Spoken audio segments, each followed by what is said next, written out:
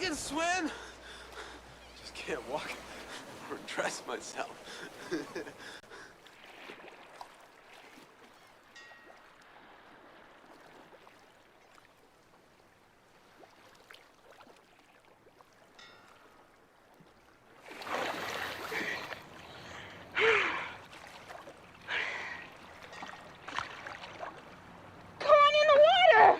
Take it easy. Take it easy.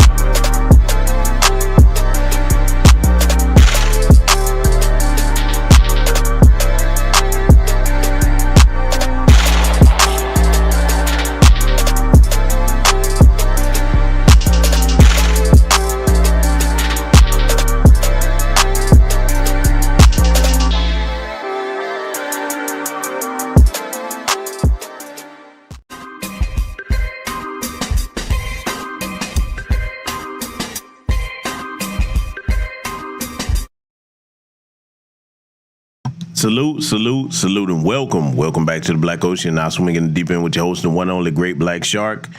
Oh yeah, we got to cover this, family. We got to cover it. I meant to go ahead and get this out as soon as it happened, but there were other things going on in the news cycle, as you all are aware of.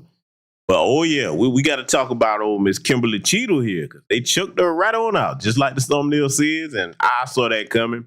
Even though she was talking about she wasn't going to resign and all of that. And, you know, she's a Biden appointee. But the way I'm going to examine it, though, it's not even really going to be so much to cover the events that happened and the failure of the Secret Service to protect former President Donald Trump.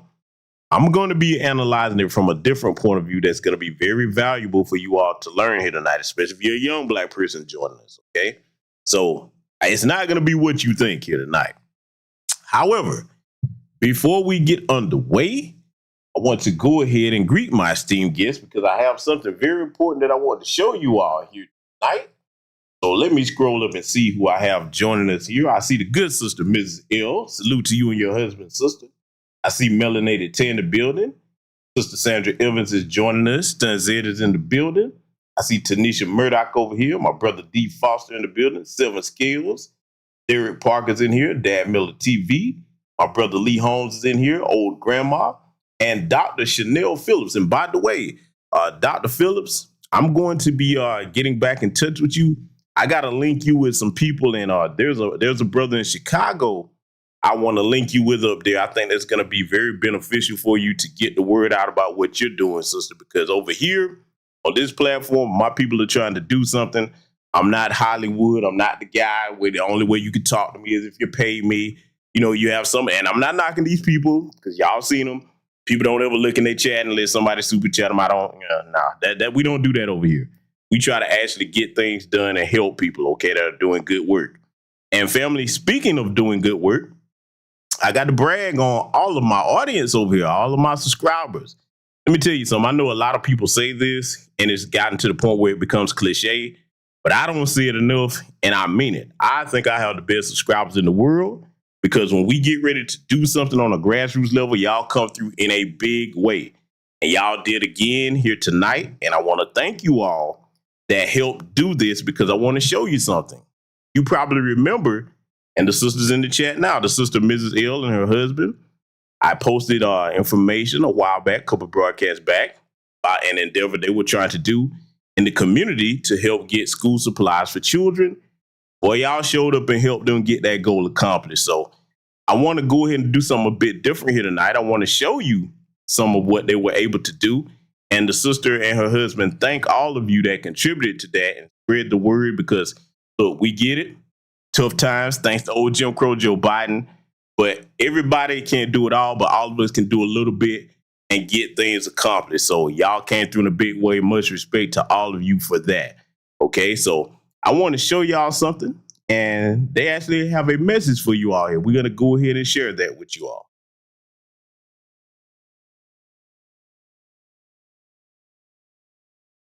All right, what's up, y'all? This is LaShanya from Free Life Church and my husband. And I'm Sam from Free Life Church. And we just had an amazing back-to-school book bag giveaway.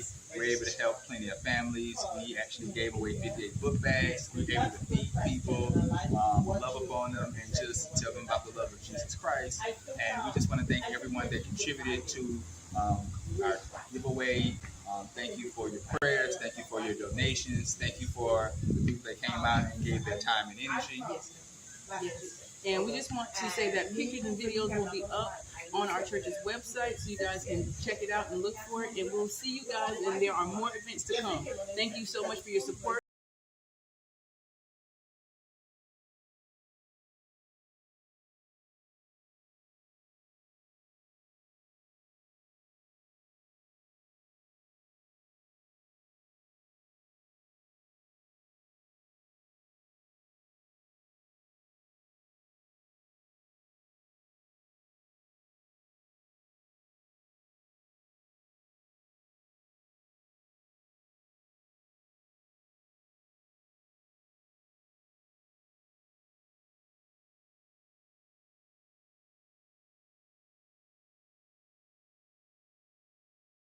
Hey, salute to everybody that was able to come through and help and get that goal accomplished, because see, it's a lot going on in the world and a lot of people tend to overlook things like that. But let me tell you something. Everybody has their role and place in the empowerment, protection of our people and the education of our people. So if you're doing things like this, don't think that that doesn't matter. That means something, because that was Black people that they helped that probably would have had a hard time getting that stuff, or they didn't have enough. And we got to look out for each other, because if we don't, nobody else is going to do that. Okay. And we have we have the means and the resources to look out for each other. All right. We do. Okay. We can't compete with the treacherous Black celebrity class, okay, and the wealthy boule and the upper middle class sellouts. Oh, and I'm gonna get on them, boy. Let me tell y'all something. I got a broadcast I'm working on about Kamala Harris. When I drop that, I'm gonna set the internet on fire. I'm gonna piss a lot of people off, hey, because that's what I love to do. Okay, but my point is this: as far as on the grassroots, when it comes to taking care of our own, if everybody gets together and you're on the same page, you can get it done. And see, this is what I want to point out to everybody listening here, especially young Black people. I'm going to deal with this in a future broadcast as well. A lot of people tend to think you need this great, overwhelming majority to get things done. Well, you don't. That's one thing I can tell you, being a part of the squadron I was a part of during my time in the service. All you need is a small, focused, dedicated group, and you can move mountains, okay? You really can. So stop thinking that if you don't have thousands or hundreds of thousands of people, no. Let me tell you something. Where you live, you can get things done if you have as little as 20 on-code people, depending on what you're trying to do. Okay, so again, big salute to everybody that contributed to that project. And I'm going to be introducing you to another sister, Dr. Chanel Phillips, in the chat room here, that she has in an organization, a program that's doing things for Black children. And I'm going to try to link that sister with some other people in my network that I know that they can help her out there. One of the people that I put y'all up on, and I got to brag on my brother, he might be listening to this, Dr. Musa Abdullah, my good brother from another mother in New York up there, Black man, foundational Black American man teacher, all right, up there in the school system. And we all know how scarce it is to see Black male teachers today. Good, solid brother. I'm going to try to introduce him to Dr. Chanel Phillips and a couple of other people, because, see, that's what it's all about. One thing that I do over here on my platform, that's why I don't have the big head looking down on nobody. I love to network and link other people that's got things going on with each other. Because a lot of times in our community, people just don't know where to look, okay? And what I try to do with the network that I have is move things around, get people talking. Sometimes all you have to do is get people to have a certain conversation. And whereas they did not have the missing piece of the puzzle on their own, when you put two bright minds together, then you have that whole puzzle piece. And then all they have to do is just sit out and get the mission accomplished. So we're going to have a lot going on here in the future. So if y'all would like to be a part of those things, I'll make it available for you. And one thing that everybody will tell you that's ever dealt with me on anything, I ain't going to put you up on nothing foul or funky. And I'm not going to ask you to do nothing I wouldn't do. Everything's going to be straight up. I don't deal with nothing but solid folks, okay? So with that said, now that we got that out of the way, and one more time, thank you to my audience. Y'all show up and show out. Thank you. I got to get this sponsor in, though, okay? Because hope everybody's been having a great day. But if you wasn't having a great day, you're about to have one at the beginning of this broadcast, because this is something that I'm going to show you all. And it's a bad problem, but, you know, hey, people got to get clowned for it, because sometimes the best way make people remember things when you go ahead and clown them for things, okay? So we're going to introduce this. This is super funny. Some of y'all probably saw this on my Patreon, but I'm going to start running this in the sponsor lineup from time to time, because Lord knows, and let me go ahead and say this before I drop it. It's one of the pet peeves that I'll have on my channel as well. I get it. Everybody makes typos. I make them. I'm not perfect. But, man, some of these people using the wrong words for different things and all these crazy spellings. If I see you in the comment section, I'm going to get you. Y'all know I do it. I'll be like, hey, put some effort into it. If you don't know what stuff mean, don't use it. You know what I'm saying? So anyway, I got a sponsor here I want y'all to check out. I found this hilarious, man. Y'all going to love this one. Hello, everyone. My name is Teacher Zaina, and I'm so excited to learn with you today. Let's practice spelling. Do you know what this is? Woman, good job. How do you spell that? Uh-oh. Do you see more than one woman here? Do you see more than one? Let's try again. W-O-M-A-N.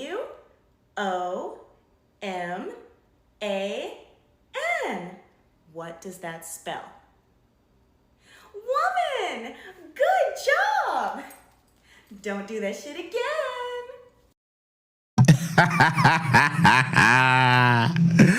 Oh man, when I saw that, I found that hilarious. That sister's name is Zaina, man. Boy, she is hilarious. Very flexible sister too, as y'all can see.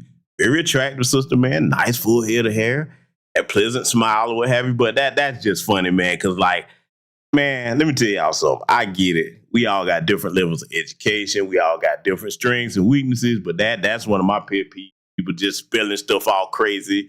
And see, you know what? Particularly with this right here, and feel free to use this, y'all. Because if y'all want to see it, I'll play it again. But see, here's the thing. That's a bad problem amongst a lot of these little goofy incels in our community. Unfortunately, we got them. You know, they always talking about black women this, black women that, and they can't even get the proper usage of the word right. They can't tell the difference between the singular form and the plural form. A women. I'm like, you big dummy. Man, you big dummy. Dummy, super dummy. Damn it, and my damn it. I had to pull the red fox out. Hey, listen, before we get to rocking and rolling, y'all want to see that one more time, family? Cause look, I get it. Some of y'all probably had some hard days here. You know what I'm saying? Hard day, what have you. So if you did, y'all want to see it one more time? Give me a thumbs up in the chat if you want to see it one more time. We're running back, man. Cause like we're gonna get into examining the serious stuff, but hey, it's good for us to laugh. Okay, these people are not gonna take our right and ability to enjoy ourselves away from us. Okay? So how many of y'all want to see it? I need y'all to show out. Let me know some. This chat room participation. Let me see some black thumbs up in here. Let me see it. Oh, Netterbug talking about she missed it. Oh, you about to see it, baby, because look like the people want to see it again. Okay, and you late to class. Hey, everybody, we giving Netta J, Netterbug a tardy slip. She late to class. Oh, yeah, we got to give you the tardy slip. All right, look like everybody want to see it one more again, so okay, we're going to roll this back. And look, everybody need to use this and get on people, okay? If that sister makes any more content like this, I'm going to be showing it to y'all because I just thought that was super funny. It's an era that we see a lot. And I'm like, with me, before I play this, I'm like, okay, this is how I really started to know that a lot of our people are reading below the proper grade level because they'll type that crap. And then you know how you type something, you go back and be like, oh man, dog, that ain't right. Let me fix that. Because that happened to anybody. They're typing and just leave it up there like, yeah. Especially when they're talking trash to sisters. I'm like, you damn it. Let me play this thing one more time for y'all. Hello, everyone. My name is Teacher Zaina, and I'm so excited to learn with you today. Let's practice spelling. Do you know what this is? Woman, good job. How do you spell that? Uh-oh. Do you see more than one woman here? Do you see more than one? Let's try again. W-O-M-A-N.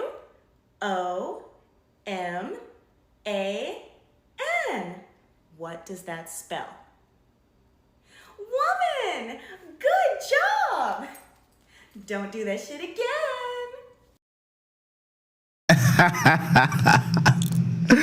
Oh, that ending part. Don't do that shit again. That's what made it funny for me, man. Listen, you know what? I need to find Teacher Zaina and just start misspelling stuff so I can take her class. What say you, fellas? Is she a cute sister, y'all? We have some of the most gorgeous looking women. We absolutely do. I don't care what nobody say. You look goofy, woman hating the incels, you'll never find a home over here on this channel. Because the brothers and sisters over here, we ain't on that gender banging, man. Brothers, we definitely love us some women, okay? No disrespect to the people of the rainbow community, all right? And the sisters definitely love their men over here. We have a lot of married sisters over here, some single sisters over here. And look, I'm gonna put y'all fellas up on something. Some of the most attractive women over here in these spaces, they don't have no pictures. You know why? Because they know folks wouldn't know how to act. I know who some of them are too. I ain't gonna put nobody's names out there. I see y'all, man. I see y'all. You know, and sisters for some of the brothers over here. We have some brothers over here from damn near every walk of life. Some that I chop it up with on a regular basis and all different types of career fields. So I'm saying that to say this. We got a good crowd over here, and we're going to always keep it healthy over here on this platform. One thing I can guarantee you about my platform, you're not going to never see me just riding down on my people and talking crazy.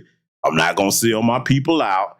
And I'm damn sure not going to be somebody that you go to looking or hearing things, you ain't going to hear about me doing nothing crazy, having no crazy charges or none of that bullshit. Ain't none of that happening with me, okay?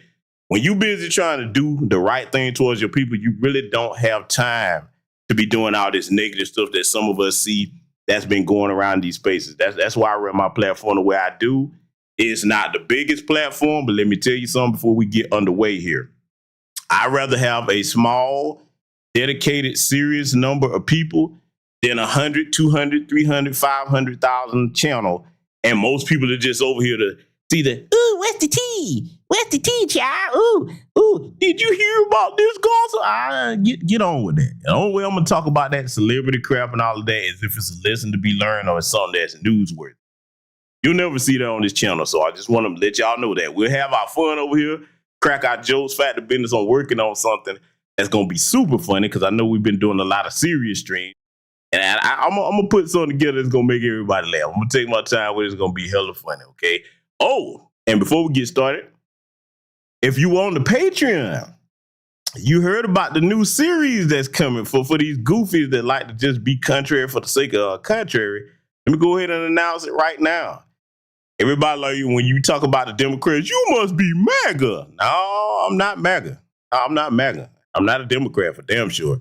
I'll tell you what I am. I got a new acronym for you. MSAA. Now, for those of you on the Patreon, you already know what that stands for.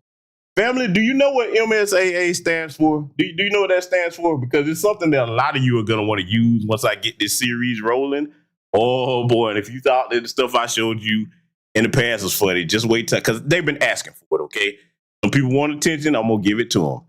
If you don't know what MSAA stands for, it stands for Make Stupid Ashamed Again. Oh, yes. There's going to be a new series on this channel called Make Stupid Ashamed Again. Oh, be looking out for it. I'm going to take my time and go through a lot of things with the people that's been trying to get my attention with the little passive-aggressive bullshit. I got something for you, okay? But that's it. That's in the future broadcast. Just be looking out for that. You're going to know it when you see it because it's going to be ignorant as hell, okay? A lot of people do that just to get attention and clicks and views. Well, I'm going to give you some attention, Giblet, and I ain't going to be the kind you like. But anyway, enough about that. We're going to go ahead and get started analyzing portions of this hearing, okay? Because the angle that I'm going to come at it from tonight is not really even going to be giving a damn about what happened to Trump or any of that. It's to teach all of you a lesson about how the white supremacists in power deal with one another. As you see on the screen here, courtesy of CBS News, Secret Service Director Kimberly Cheatle resigns after Trump shooting security lapses. So that's what it's going to be the gist of for those that are just getting in. Without further ado, we're going to get started, and we're going to start from this portion of the interview, and we'll be stopping it as need be to break certain things down. Issue with communication, and I want to know, Madam Director, what you intend to do to fix that, not in 60 days, but now. We are in the middle of a presidential election, obviously a former president who had an assassination attempt, another rally goer who was killed due to this gun violence. We now have a presumptive nominee of the Democratic Party who's also historic, first black woman to be running for president. And so I am worried about everybody's life. What do you all intend to do to fix this communication breakdown and making sure that you actually take what local law enforcement, local folks are saying more seriously? We take what local law enforcement relays to us seriously. Let me just be clear on that. As far as the communication, But not this time. We always trust our law enforcement partners and have a great relationship with them. We are looking at whether or not there was a communication breakdown. If that was the case, we will take steps to ensure that we correct that because, to your point, we cannot have a communication breakdown. Madam Director. Now, I want to point something out here very briefly before I let them get back at it. Pay attention to the facial expressions and the body language of the people behind her. And I want you to pay close attention. Before I even get into breaking it down, I'm going to give you a hint of what I really want you to catch here. Pay close attention to the language that's used by now former director of the Secret Service, Kimberly Cheatle. This is going to be a masterclass on understanding how these white supremacists communicate. Okay, it's particularly both sides of the political aisle when it comes to dealing with black folks, okay? I'm not going to completely get into it yet, but I'm just going to put you up on what I want you to pay attention to and see if my audience catches it early. I have a very brilliant chat room, and I think y'all going to catch this without any trouble. Let's get back to it. Does you mentioned that the perimeter of the event did not include the rooftop where the shooter was. Does your responsibility and the Secret Service's responsibility to protect a principal stop at the perimeter of an event? Our responsibility is to ensure the safety and security of the event itself and the protectee who is attending that event and the personnel who are protecting. So you would say the fact that the rooftop was outside the perimeter is not an excuse for what happened, saying that it was outside the perimeter of the event? I am not offering that as an excuse. Okay. Thank you. I yield back. Gentleman yields back. Chair now recognizes Mr. Fallon from Texas. How did a 20-year-old loner with a week's notice pick the absolute best location to assassinate President Trump when the entire Secret Service missed it? Director Cheatle, in your leadership, your agency got outsmarted and outmaneuvered by a 20-year-old. How can we have any confidence that you could stop a trained professionals from a nefarious nation state? Those are absolutely questions that we need to have. I know they're answers questions, to. but you know, the fact of the matter is we can't have that confidence. Director, do you have the ability personally, and do you have the authority to beef up security of any of your protectees? Yes, I do. Okay. So were you also aware there was a credible threat President Trump was facing? He was facing a heightened security threat to a foreign adversary? Yes. Okay. So given that there was an increased threat to President Trump's life, was he provided a full security complement akin to what a sitting U.S. president would receive? He was provided a full complement of security based on the threat assessment that we had. That's not my question. And the venue. My question is, if he'd been the sitting president, would he have had... Now, let me go ahead and pause it right here because now I got to go ahead and point it out. Family, I'm going to be showing you this here tonight, this portion of the broadcast. We're not going to go through all of that here, and we're going to be examining the key points of it. What I want Foundational Black American Freedmen Society to do, and our own code, non-FBA brothers and sisters to do, I want you to study how when these white supremacists have a serious issue to discuss, notice how each and every speaker in here is not going to let her talk around and dance around the question. As you heard with that guy, he was like, that's not what I asked you, okay? Now, if you've been over here on this channel for a long period of time, you know that's exactly how I carry myself with anything that I address. And I'm saying this to my people here tonight because a lot of us have a bad habit as a collective, okay? As a collective, we have a bad habit when either of those politicians come to us, whether they're Republican or Democrat, of letting them talk around what the main issue is. And see, one of the main things in black society is if they do that long enough and you have some idiot that's not on code or not as well informed, and they'll get them to start talking about other things, and now you completely distracted from what the main agenda is, okay? So what you're going to observe here tonight, and what I want to implore all of you to do, is adopt this method of dealing with these white supremacists on either side of the political aisle. Their focus is on what the exact problem is, and you're going to notice how they don't play that with each other, okay?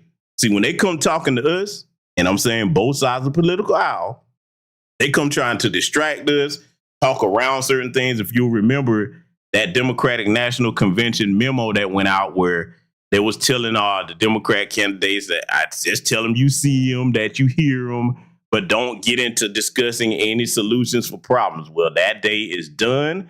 And what I'm showing you here is this is how you study how your enemy deals with one another. Because, see, where we have to come into our own at is to teach these people that you're going to talk to us just like you talk to other white people. See, what I just said right there scares the shit out of some Negroes. Oh, yes, we're going to make them deal with us just like they deal with each other.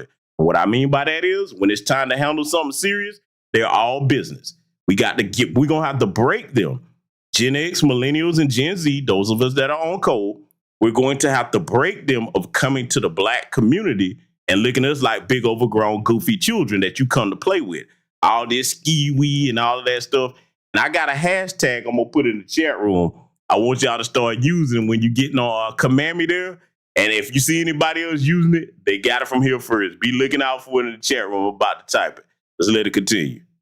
The same security he had on July 13th, it would have been beefed up. There is a difference between the sitting president So your answer is he didn't. and continuity of government and the responsibility So he that we did have. not. Okay, there wasn't a CAT team, the full CAT team on site. There wasn't counter-surveillance teams on site. But this is the thing. You just said you had the ability to beef up the security. You knew about the threat, and you didn't. And that's as telling as it is chilling. We have satellite images from the Butler Fairgrounds. Have you visited the site? No, I have not. 9 days and you have not visited the site. You should have been there that night. Did you talk to that team that surrounded the call that night? Still operational work. So that's an answer is no. Did you call him the next day? President. Yes, I spoke with. You called him the very next day, not the day of, or was it 72 hours after? I don't know the timeline, but I spoke with Okay, them because you're under oath. immediately I following. think it was 72 hours after. You waited 3 days. What is immediately clear is that there are a number of structures that need to be secured. Of these, Director, other than the first, immediate 4, what's the most dangerous site that should have been secured? Because security 101, you got to mitigate. And let me go to the pause right now. Yes, expect Puke2 to be playing games. But then again, there's a bit of bad weather over here where I am at right now. But we're going to try to power through it, okay, and get through it. But anytime you start criticizing them folks, especially the way I'm doing it, expect them to mess with it. I mean, look, y'all know what channel this is. We got these small numbers over here for a reason, okay? We're shadow banned for a reason. Because, this ain't the shucking and jiving channel over here. This isn't the get up here and kiss the Democrats ass channel or the kiss the Republican ass channel. But I do, and look, let me go ahead and be clear on that too. I'm glad that somebody mentioned that in the chat about Puke2 playing. Y'all got to understand something. Those like myself that are retired black veterans that were trained to do what we do, when we start talking like this, yeah. You think they're going to let me have a YouTube channel and not mess with it? They be trying to shut it down all the time, okay? So, yeah, they going to do what they do. We going to do what we do, though. But see, that hashtag that I put in the chat room, ski we won't vote for you, okay? We going to get that train rolling, family. Y'all with me? How y'all like that hashtag before we continue here? Y'all like that? Ski we won't vote for you. That's what we going to put that sauce on her ass, okay? I'm gonna get it. I already done got it started because, see, y'all just wait. That broadcast I got coming up, oh, they gonna hate me. Oh, boy. That K-Hive, as they call it, boy, they gonna be mad because I'm gonna kick the K-Hive, then I'm gonna set that bastard on fire. Figuratively, because, we're peaceful people over here. But I'm gonna make all the little K-Hive stands and hornets over there super mad, okay? All but a little sassy rainbow crew, they gonna be mad at me. They're going to be taking their little high heels off and flinging them with their little blades in the back. They're going to be throwing confetti grenades at me, doing 2 snaps in a circle. That's okay. I'm ready for all of that. But anyway, that's going to be coming. Y'all get that hashtag popping. Ski we won't vote for you. Let's let it continue. High ground. Yes. Okay. Do you know what the next most dangerous site, what was the closest structure to the president, other than the 4 immediate ones that you had your counter sniper teams on? There are a number of structures around that event site. You know who the shooter knew? The shooter has visited the site 2 more times than you have, and he had a drone, and he picked the AGR building. So you said, do you remember in an ABC interview you did that you didn't have people on the roof of the AGR building because you were worried about safety because of the slope? I recall that statement. Okay. Does the Secret Service have written policy you can share with us about slope roofs? No. So why'd you act like there was one? Because is it your practice to comment on enormous events of enormous national implications when you're ignorant of the facts? That's rhetorical. So here's this thing with the slopes. You go all up to like 1812. You can go to a 112, which is about as flat as you can get without it being completely flat. And you're saying that there was a danger, safety concern there. But the problem is, Director, you put your counter snipers on a 312 roof, which is steeper than the 112. And by the way, the 112 is ADA compliant. You can build a ramp for a wheelchair on a 112 roof. So these are nothing but pathetic excuses, and they make no sense, and they're a bunch of cow dung. All the law enforcement I've spoken with over the last 9 days are amazed that the AGR rooftop was not secure. And you want to know why? Because it's dangerous. I have never had any long gun training in my life. I own an AR-15, and last time I shot it one time my whole life. It was 6 years ago. That is until Saturday, where we recreated the events in Savoy, Texas. We recreated what happened in Butler. I was lying prone on a sloped roof at 130 yards at 6:30 at night. And I knew that he had a scope. I didn't know what kind, red dot or magnified. So I shot 8 rounds from both. You know what the result was? 15 out of 16 kill shots. And the one I missed would have hit the president's ear. That's a 94% success rate. And that shooter was a better shot than me. It is a miracle President Trump wasn't killed. Corey Compatore's life is over because that damn shooter made it on the roof. And it wasn't the roof that was dangerous. It was the nut job on top of the roof. You know what else is dangerous? I believe your horrifying ineptitude and your lack of skilled leadership is a disgrace. Your obfuscating today is shameful. And you should be fired immediately and go back to Garden Doritos. Mr. Chairman, I yield back. Now, I'm going to take this chance to briefly say something here. That speaker that was talking to her, and boy, look at the look on her face, boy. Oh, trust me, let me tell you something. If she's married, I would hate to be her husband, boy, and she come home after this meeting right here. I bet you can cook an egg on her little ice-loaded head. But see, the speaker had a point, though. That guy, that goofball that they sent to the upper room or down to the lower room, whichever one you want to call it, if he had been a trained shooter to understand what MOA is, and for those of you that are not ex-military, you know that means minute of angle. Minute of angle shooting. Look, I won't go into too much detail about that, but I'll say this. He would have definitely taken Trump out of here had he been a very well-trained shooter. Now, don't get me wrong. For him to do what he did from the distance that's better than your average shooter. But somebody that has my type of training above, nah, they wouldn't have missed. No, not because that's, be honest with you, all of my ex-military guys know, okay, and women know that that's close range, to be honest, where he was at. That's not really like, to the average person that would seem impressive. But to those that do that on a regular basis, yeah, that's nothing for us. You know what I'm saying? So, you know, and like I said, I'm glad that he didn't kill Trump. I know a lot of people like, why are you saying that? I'm like, okay, let me briefly touch on that before we get back to this. For the people that are irate about, you know, because I and others have said, hey, man, hope the dude, you know, hope he get better, what have you, after that happened.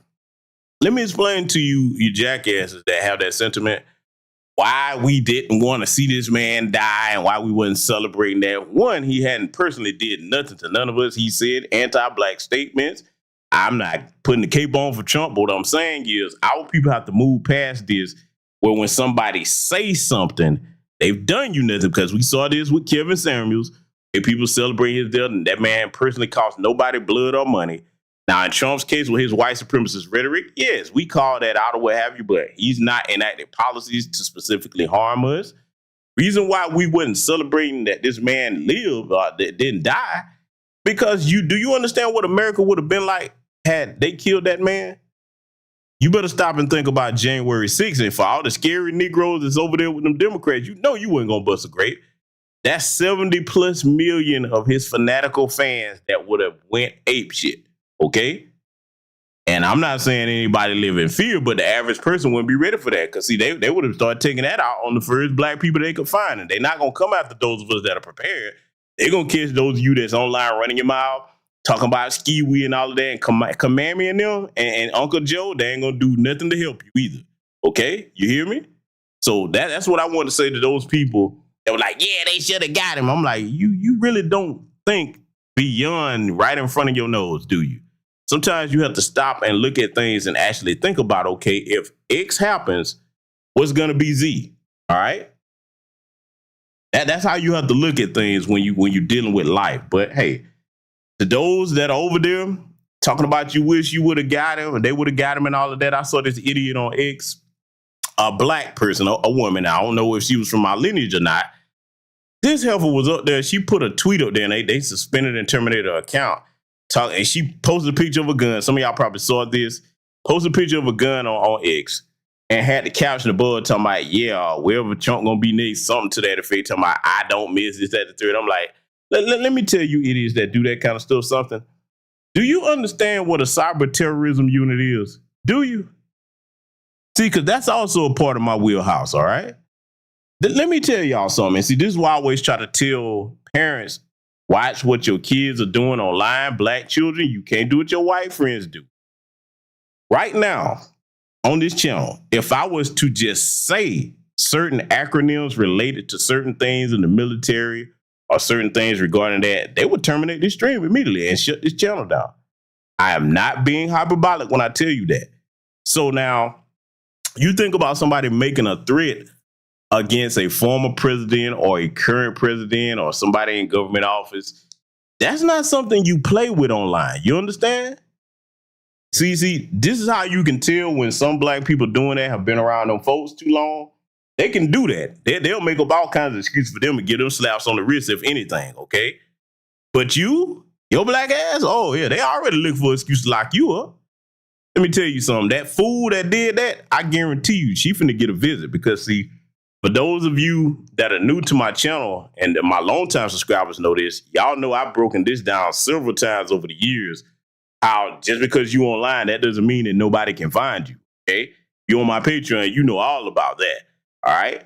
They probably gonna pull up on her. I mean, I just can't see them not doing it because, like, look, bottom line, y'all just don't do stupid stuff like that. And if you're around people that do that's time to get away from them because there's nothing more dangerous than a bunch of stupid people in the same place at the same time. Let's let it continue. Chair recognizes Ms. Lee from Pennsylvania. Thank you, Mr. Chair. I'd like to thank the chair, the ranking member, for coming together and holding this hearing. But I have to say, I don't think any of our concerns have been addressed today. And what little we've learned has not inspired much confidence. I will just say that we obviously can't allow the violence we're seeing in this country become the norm or a commonplace, but that seems to be where we're heading. On this occasion, it was... And I want to acknowledge my good brother Kermit Wingfield in here. I see you, my fellow veteran, and to acknowledge that comment, he's absolutely right. That's a fellow veteran in there. Yeah, he definitely was a Marine because, like you said, he just to qualify. Okay, you have to be able to hit targets from at least 500. Okay, and that's yards for those that don't understand. Similar to if you join in any branch, or any squadron of the SEALs. Okay, you're not going, you ain't gonna just be within that 100 range. Like, okay, yeah, that's light work. Okay, so for those that were wondering if what he said is legit, yeah, they actually train us to do that.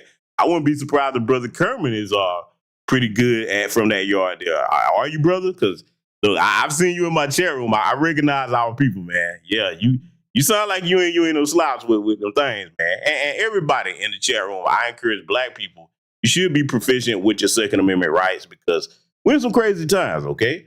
Be proficient with ways to protect yourself, whether it's your Second Amendment rights or secondary things, especially around your home, okay? Because none of us should be living in fear, and we all have the right to protect ourselves. And like I said, that situation with that sister Sonia Massey, I'm watching that very closely.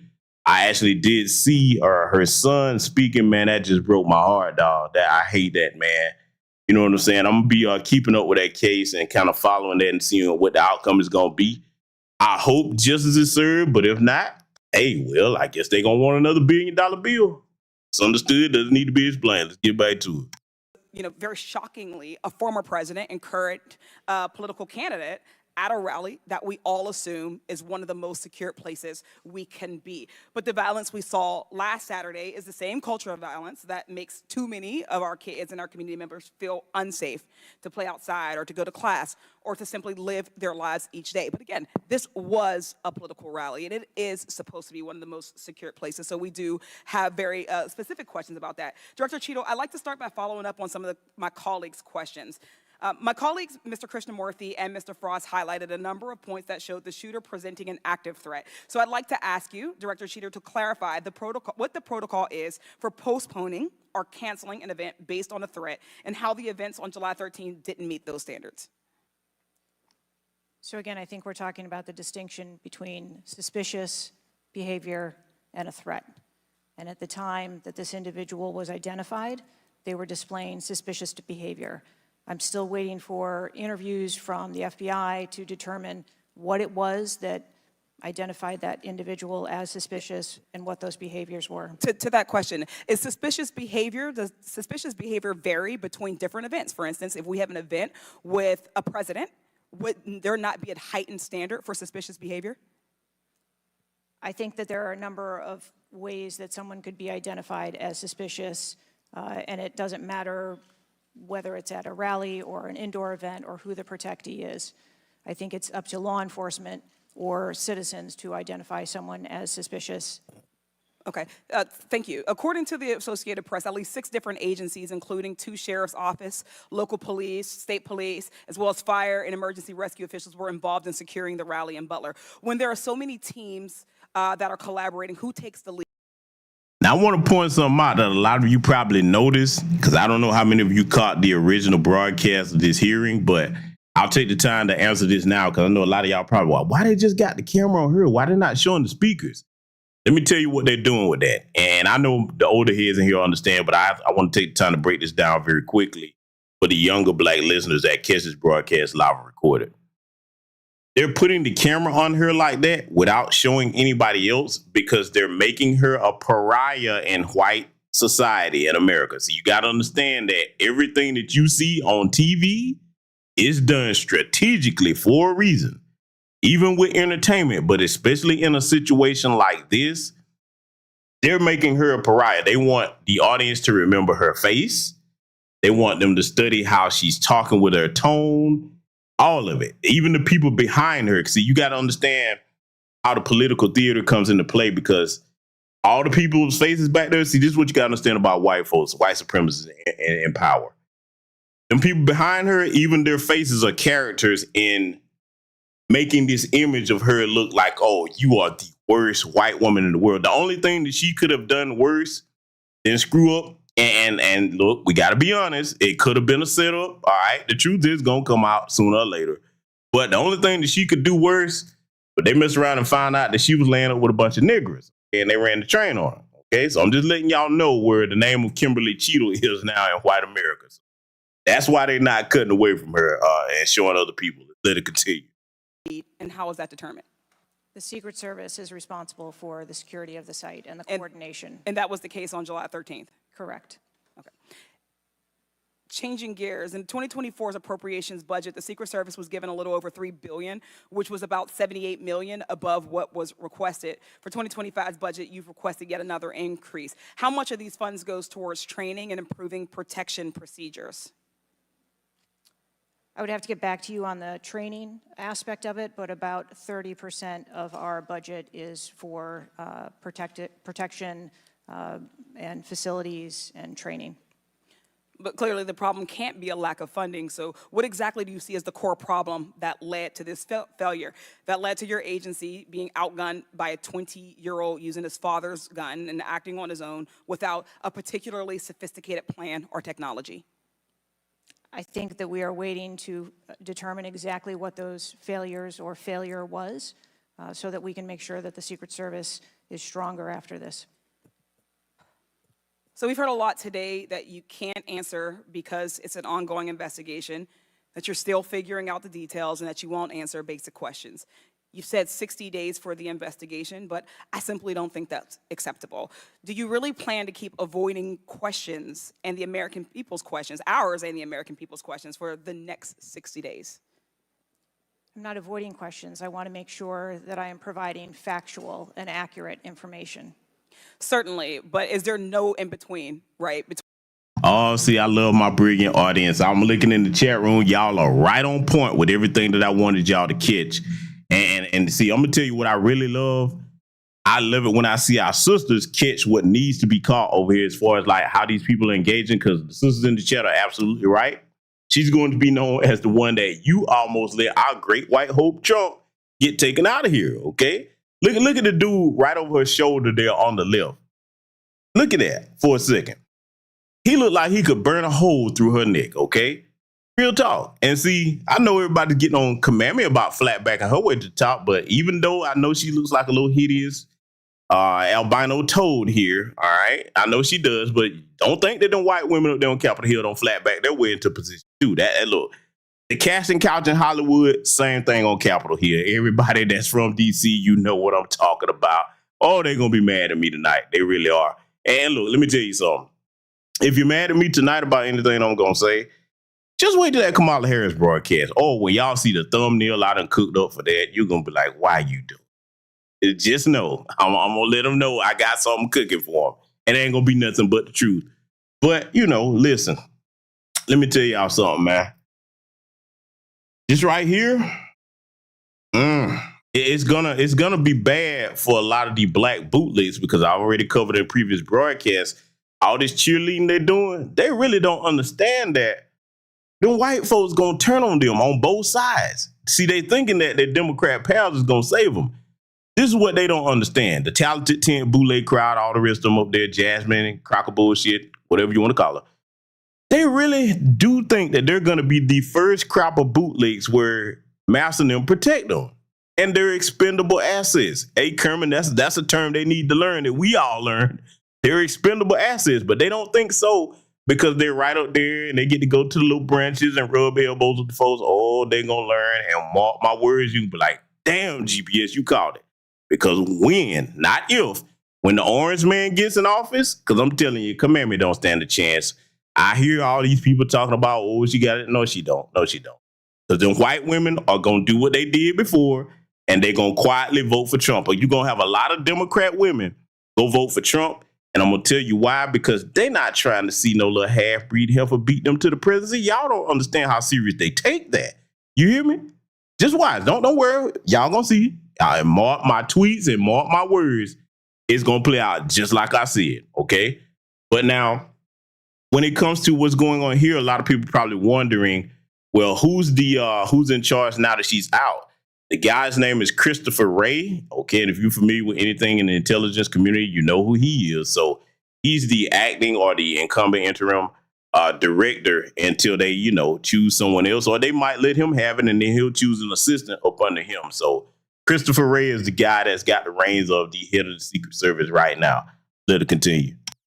What is obviously a fact and what you can surmise from the details that you already have?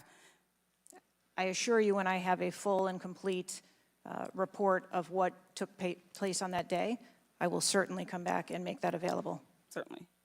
Studies indicate that the United States is experiencing increasing levels of political violence and tension. Does the Secret Service see increasing political violence as a threat to its work? And if so, how is the Secret Service adapting its strategies and protocols to account for increasing political violence?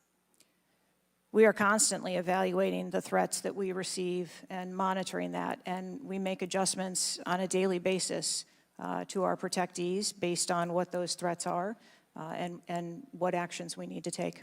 Yes or no? Do you believe that stricter controls on the availability of assault weapons would make it easier for the Secret Service to fulfill its missions of protecting public officials?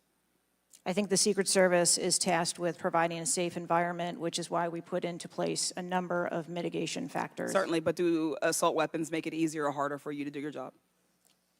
I think that any weapon makes it difficult for us to do our job. Okay, I yield back. Chair Dale recognizes.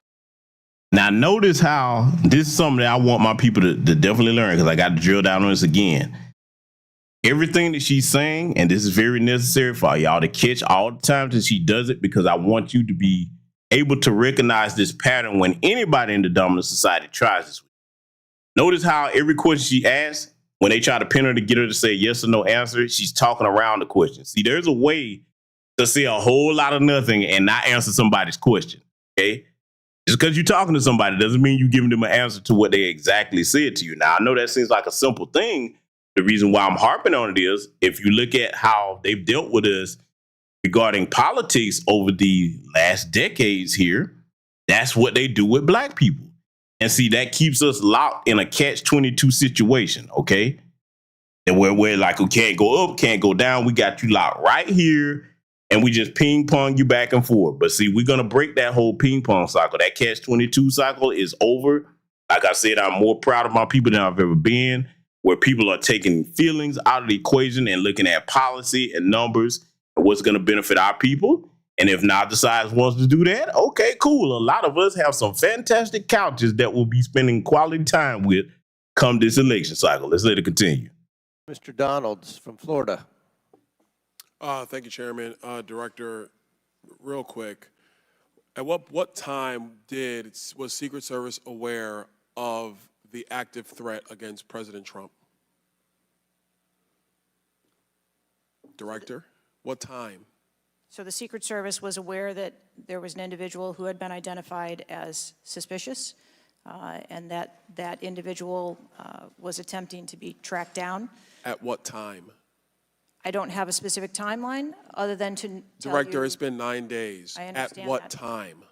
I want to make sure that I give you factual information, sir. Director, have you talked to Let me tell y'all something. She is so full of shit right there because, see, that's one of the first things she would have had to give that man. And see, this is why they're so short with her, because the thing that I want y'all to definitely learn, and in conjunction with how they're talking, she's talking around their answers here. The reason why the white people have no looks on their faces and why they're going to take this tone with her, they know when they're bullshitting each other. You know why? See, let me just go ahead and be blunt with it. The reason why they're dealing with her like that, they're like, look, bitch, you're not going to talk to us like we talk to the niggers, okay? This is nigger talk that you doing. That's how you talk to them. You don't talk to us white men this way, okay? I just got to be blunt with it. I want y'all to understand. You know, this ain't the sugarcoating channel, all right?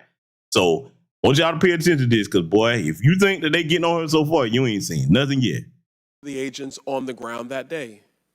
Yes, I have. You've talked to all of them. Your senior team has talked to every agent that was on the ground that day. Yes, we have. Have they all corroborated the same time they identified the shooter or they were made aware of the shooter, either by attendees in the crowd or local police department? There are a number of reports of when those times were made. Was it those 5 minutes notifications. before the first shot rang out? No, Generally speaking, was it 10 minutes before the first shot rang out? no. Was it 15 minutes before the first shot rang out? It was less than that time frame when it was identified as a threat. How many days before the shooting took place did Secret Service actually do their advance work to secure the facility that the rally was going to be held at? 5 days. In the 5 days prior, when the security advance team did their work, did they identify the rooftop as a potential threat? Again, I'm pulling those reports and that information. It's been 9 to days, conduct those Madam interviews. Director. Did they notice a rooftop 150 yards away that was a potential threat? Yes or no? I am certain that the rooftop was noticed. I am pulling the reports. What was the security parameters around securing that rooftop? What did they do? There was overwatch provided for that rooftop. Did Overwatch fail? I am waiting to hear what the results of the investigation were so that I can identify where the failure was. Who did you talk to that was on the ground that day?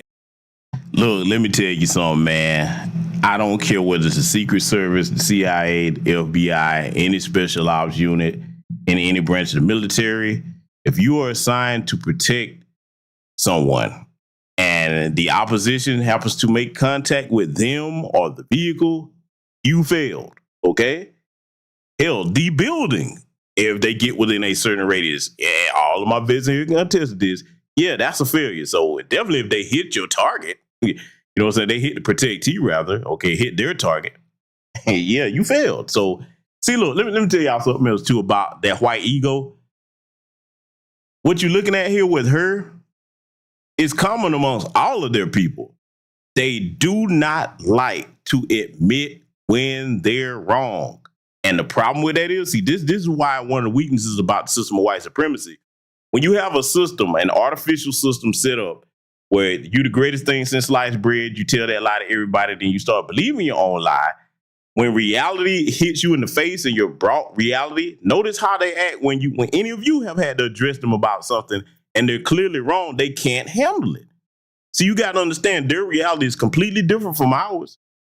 They're at the top of the food chain in this country, so this fabricated reality where they're always right all the time, when they're questioned about it by some of their own and definitely by anybody black, they can't stand it. Because all their lives they've been taught that white is right. Let me say that right. I didn't say it right way. They've been taught all their lives that white is right. Well, that's right. Don't y'all little darkers in this chat room forget it. We're going to let it continue. That was responsible for Overwatch. What are their names? I'm not going to provide their names in this setting. Did you talk to the people that were providing Overwatch that day? I've talked to the people that conducted the advance on that day and that were working the shift and were the counter snipers on that day. So you talked to the counter sniper team, you talked to the people who were providing Overwatch that day, and you talked to the advance team, correct? Yes, sir. What did they tell you? We are putting together a comprehensive report so that I can identify exactly where the gaps and the failures. When the counter sniper team was on the roof and they identified that there was suspicious activity on the roof in question, what was the chain of command's orders around the person on said roof? Because I'm quite sure somebody saw under your organization, the Secret Service, I'm quite sure somebody saw the shooter on the roof. So what was the communication through the chain of command to deal with said person? What I Oh, let me tell you something. And Brother Kerman, you can back me up on this. You know that if any of us are ever in charge of anything in any branch of the service, that line of questioning he just hit her with right there, oh my God, you don't ever want to get that. And it's you too. You the one that, because look, let me tell y'all something, man. Whether it's corporate America, the military, definitely with her position there, yeah, stuff is going to happen. It could happen, but you can't, if you're in charge, the excuses don't matter. They're like, okay, look, if the troops are at fault, then you got to look at the general, okay? The person that's in charge, the blame is going to lay on your shoulders, all right? See, so I know a lot of times, people wonder why, certain branches of the military are the way they are. Okay, all of them, really. Well, you got to understand that, and this is why I don't encourage none of our young people to go into them. I've already given those reasons why. But the way they're coming at you, they're preparing you to say, listen, okay, you're going to be in charge. You can't be the type of person that has room for error. You can't be the type of person that's not focused, that's not focused on precision and getting things done. It just can't happen, all right? And yes, we're all human. We're going to make mistakes. But the thing about it is, you want to get to a point where if you have a position like hers or whatever you're doing, where I'm just going to say what I did, okay? I'm going to say what I did. Former petty officer, first class, okay? What I did was like, okay, I understood my responsibilities and the people that were under my command. One, you can't go running around being an asshole towards people. You have to become a master of understanding your team, bringing out everybody's strengths, understanding their weaknesses, getting people to work on those weaknesses without belittling them. So that way, if you ever out on mission, you don't fail, you know what I'm saying, because you didn't understand what you was working with. And then you don't put more on an individual than they can handle. For example, right, I'll give you a brief example before we let it continue. If I knew somebody wasn't the best shooter or the best communicator, okay, you move them to the position that they're best at. Now, there's going to be times where that's not an option, but I'm just saying what I did. I wasn't the kind of guy where I was in charge of something. I try to fit a square peg in a round hole. What I would do is put the best person on the best task and then point out that, hey, at some point in time, you're going to have to learn how to do this. So be working on this, okay? So that's the wise way to do it. Now, I've seen some other people, they like the square peg in a round hole method. But for me, I'm going to tell you right now, that works in training. All right, you can mess with that in training. But when you get out into a field and you deploy it, no, man. Look, we're going to do what works out here so everybody come home alive. That was just my nature of thinking. So I said all that to say that why they're getting on her like this is like, hey, man, you in charge here. And see, let me tell y'all something. You want to know what's funny? You know what what's funny, family? You know how they always talking about they have all these high IQs where there's going to be a great running joke in here, and I'm going to go ahead and tell you what to look out for. You know how white people come around us and act like they just have all the knowledge, they know everything? Well, what you're about to see here is going to be an amazing failure of that so-called high IQ, because Kimberly Cheatle is about to become the most clueless white woman you ever seen. Don't believe me? Just watch. Let's let it continue. I can tell you is that when the individual was identified by the counter sniper, they took one shot and neutralized that individual. But that was after the shooter already took a shot. Is that correct? Oh, salute to my good brother Don Dunn in here. We got a warrant officer in the chat. Oh, yeah, he know. Oh, I know you know. hey, Don Dunn. Hey, look, I know y'all like, man, he keep pausing, but look, I gotta address this. Watch this. Don Dunn, tell the people in the chat, if you a warrant officer, tell them what you do to the goofy that just can determine to be the clown and then gonna mess up to the point where your higher ups got to come and have a conversation with you. Go ahead and share with them in the chat right there. Because look, any of us that have been in an officer position, we're like, okay, you gonna make my job hard? I got something for you, class clown. Yeah, hey, when I saw that, I was like, yeah, I know he knew what I'm talking about. Let's let it continue. That is correct. So what you're saying now is that the Secret Service did not see the shooter on the roof until after the shooter took a shot? I do not have all of those details at this time. If you don't have those details after 9 days, Director, then what you're telling me is that you guys didn't see it. Is that correct? I am telling you I don't have all the details of the sequence at this time. Director, it's been 9 days. Either you have the information or you do not. Is that correct? We are still in the process of conducting interviews and an investigation. Some of my colleagues have texted me over the last couple days, bipartisan, about whether you should lose your job. And I've been quiet on that question because I wanted to see what you were going to do today. In my opinion, you do need to be fired immediately. And it is because this is gross incompetence. And the fact that it's been 9 days, and these are simple questions to answer, I'm quite sure if I asked any one of my kids if they got in trouble and I told them to give me the details, I would get more answers from them than I'm getting from you right now. And that's what's frustrating on a bipartisan basis, on a nonpartisan basis. This is a joke. And Director, you're in charge. And that's why you need to go. Mr. Chairman, I yield back. Chair now recognize Mr. Goldman from New York. Thank you, Mr. Chairman. Director, I want to follow up and just understand a little bit why there is so much information about this out in the public, including some from you and your communications team, and yet you're here pursuant to a subpoena under oath in front of Congress, and you're unable or unwilling to answer. And see, this is why this is so funny to those of us that are ex-military and understand how this works. Because I see two people in here. There's probably others of you. I know my good brother Lee Holmes is in here. My brother Kerwin is on fire in the chat room. He just pointed out something that's very true, and I'm laughing because I know it's true. The way she's talking to these people at this hearing here, her subordinates could never come to her talking like that, or she would fire their asses.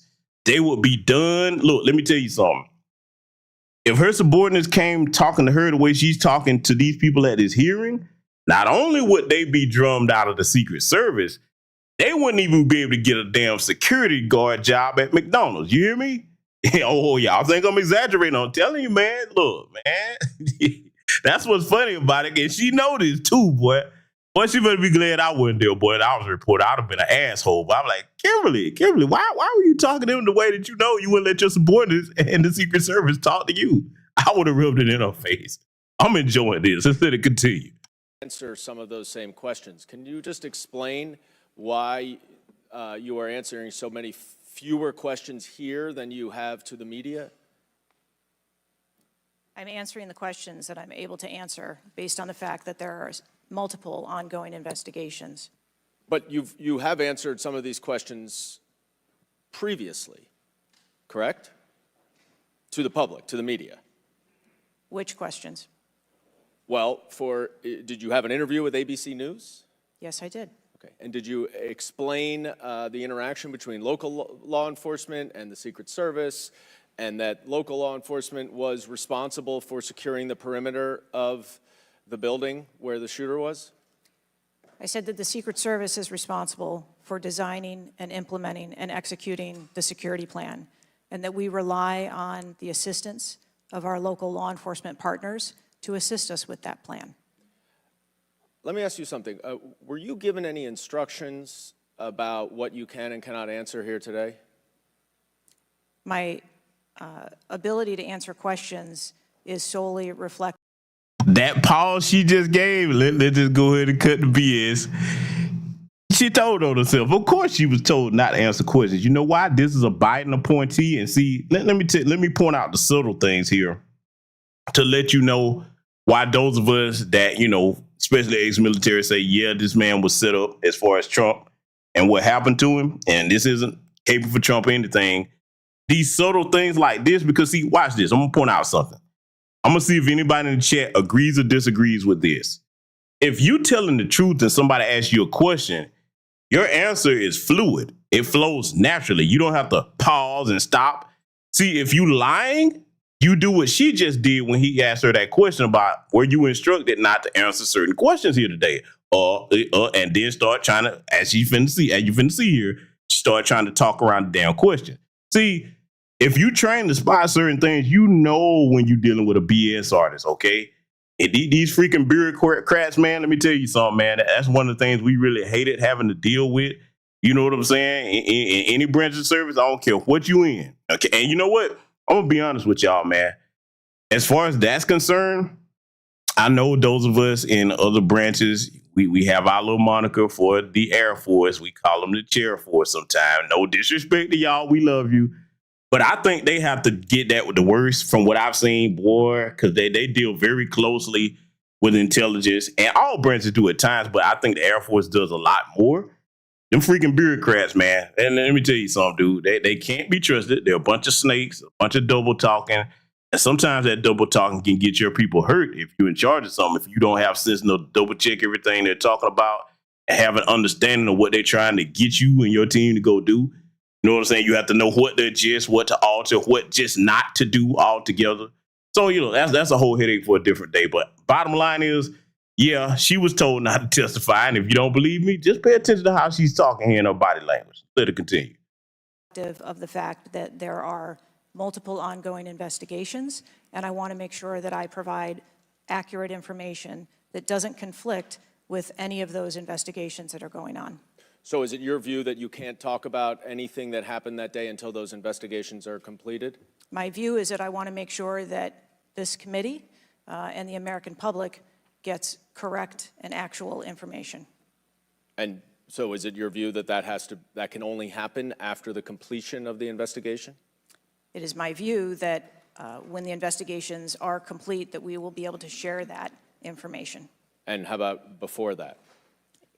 If I have factual information that I can share before that, I absolutely will. I'm guessing you have factual information as to when the suspicious photograph of the suspicious person was relayed to the Secret Service. There's a timestamp on that text message or whatever it was, correct? Sir, I'm sure you can understand that when you're dealing with text messages, emails, and other communications, the timelines don't always match up. Not really if they're time-stamped, but let me move on. Because you have a... That was hilarious.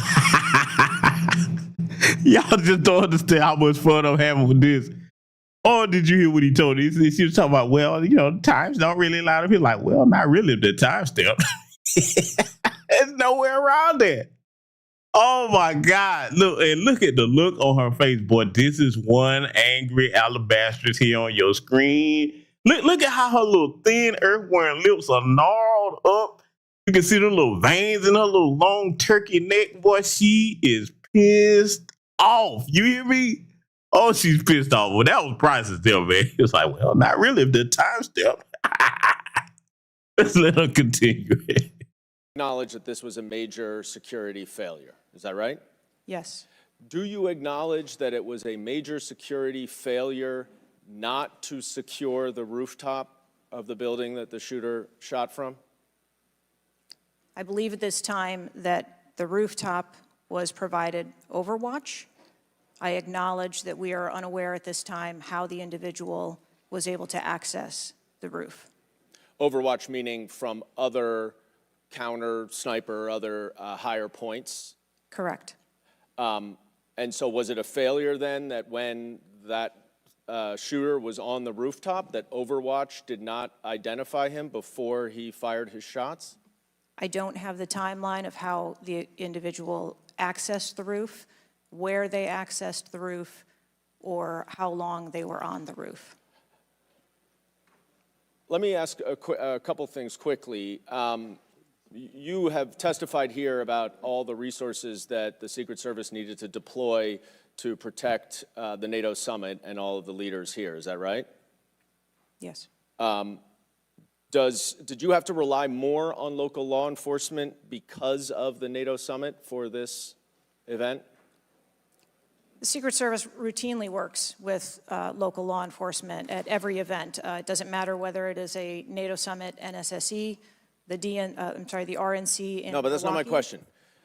Obviously, there's a natural give and take as to, I'm sure, how many agents you deploy and how much you rely on local law enforcement.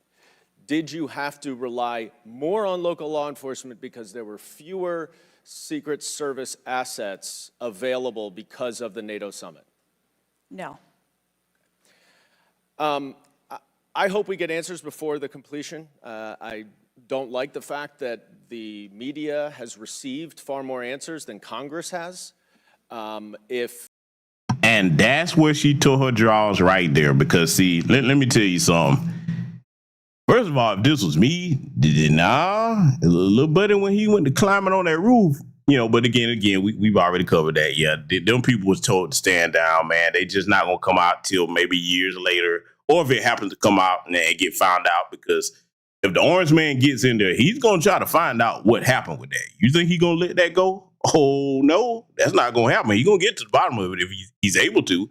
All right. But see, the thing here, what she's doing, all this tap dancing and dancing around these questions, man, if this was me, there's no way I would have gone and talked to the media before I started talking to Congress, because see, sometimes you got to know when to shut up, man. And sometimes you got to know when to be quiet, especially if you goofed up like this. You know what I'm saying? Look, she know her people too. By her people, I'm talking white America in power on Capitol Hill. You knew they was going to look at that some type of way. So it's like, whoever told you what not to do, they really didn't advise her very well, because, usually, well, I guess they weren't dealing with black folks, but, usually they'd be like, well, everybody just get quiet. Don't say nothing. She shouldn't have went to the media before she went to Congress. I mean, that's just, I think that was a bad move. It was very stupid to do, because like the way they're looking at this, I guarantee you they probably got transcripts up there, and she knows that too. They got transcripts of what she said to the media right up there in front of them. So the minute that she starts saying something different or to the contrary of what they asked her that she told the media, they're going to be right on her ass. So continue. This is a function of getting your ducks in a row. I assume you have access to a lot of these reports and a lot of this information, and you should have come prepared here today.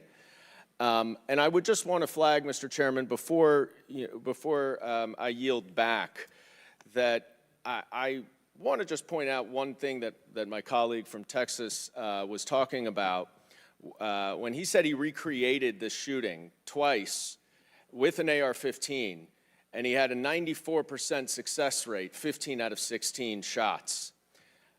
I don't know why that doesn't convince him that we should get rid of AR-15s. But clearly, we need to do something about the prevalence of AR-15s and weapons of war on our streets. And I yield back.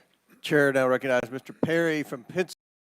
Instead of messing with people's Second Amendment rights, I got a better idea. How about you do something about these deranged white male mass shooters? Do something about them. The deranged white male mass shooters are the main ones running around causing all this havoc. But see, none of them up here are going to say that, what I just said.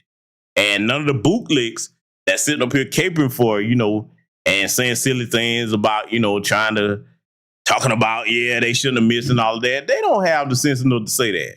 I guarantee you that none of them over there, or if y'all find it, let me know. Because I hadn't seen none of them say, well, no, the problem isn't necessarily the guns. It's the white male mass shooters that's getting their hands on the guns, okay?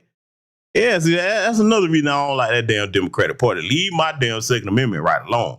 Go clean up your little white male mass shooter problem. Let it continue. Pennsylvania. Thank you, Chairman. Director, I guess 60 days is the time of the investigation. Is that the information that you've put out, or where did that come from, 60 days? Or is that just information that the committee members are talking about? I stated that earlier today. I've asked Okay, my 60 team. days. So are you receiving regular updates? You're in charge of the Secret Service. This is about your organization, what happened 9 days ago. Are you receiving regular updates from the FBI on their investigation? Yes, I am. So you know some things are true, some things are probably not true. We want to talk to you about the things that we're hearing about and find out if they're true. Have you've been in contact with the FBI, then you're getting updates on a daily basis, right? Yes. Based on what you said. Okay, so, and are you confident that the person in question, Mr. Crooks, was the only person firing that day against the president or the crowd? Is he the only one? I'm not asking you yet if he acted alone, but is he the only one, or can you say that with certainty to the American people? That is the information I have at this time, yes. Okay, does it appear he acted alone?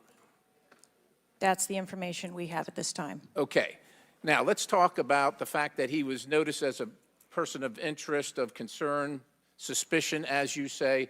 Your PI team, how do they stay in, there's a sea of people.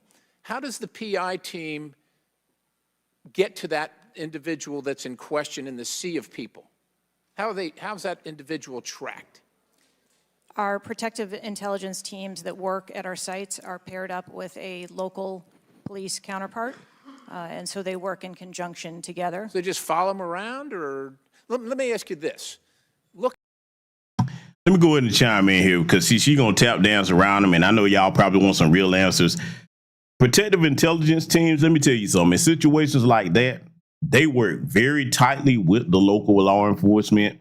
And if they're doing their jobs and not BSing around, and see, I'm just going to go ahead and put it out here. It needs to be said. A lot of times, because it's the Secret Service, most of the time, nothing happens. But there's that 2% to 5% window where something may happen, or it does. And now if you're sitting up here just kind of going through the motions, you get what happened with the Trump situation. That's assuming he wasn't set up. Because I know what I saw. I know what I believe. I can't force that on y'all. But it looked like a setup to me. But, you know, let's just say it was legit.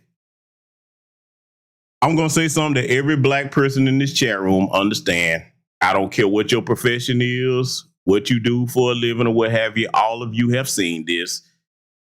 Everybody in this chat room know on whatever profession that you work or have worked if you retired.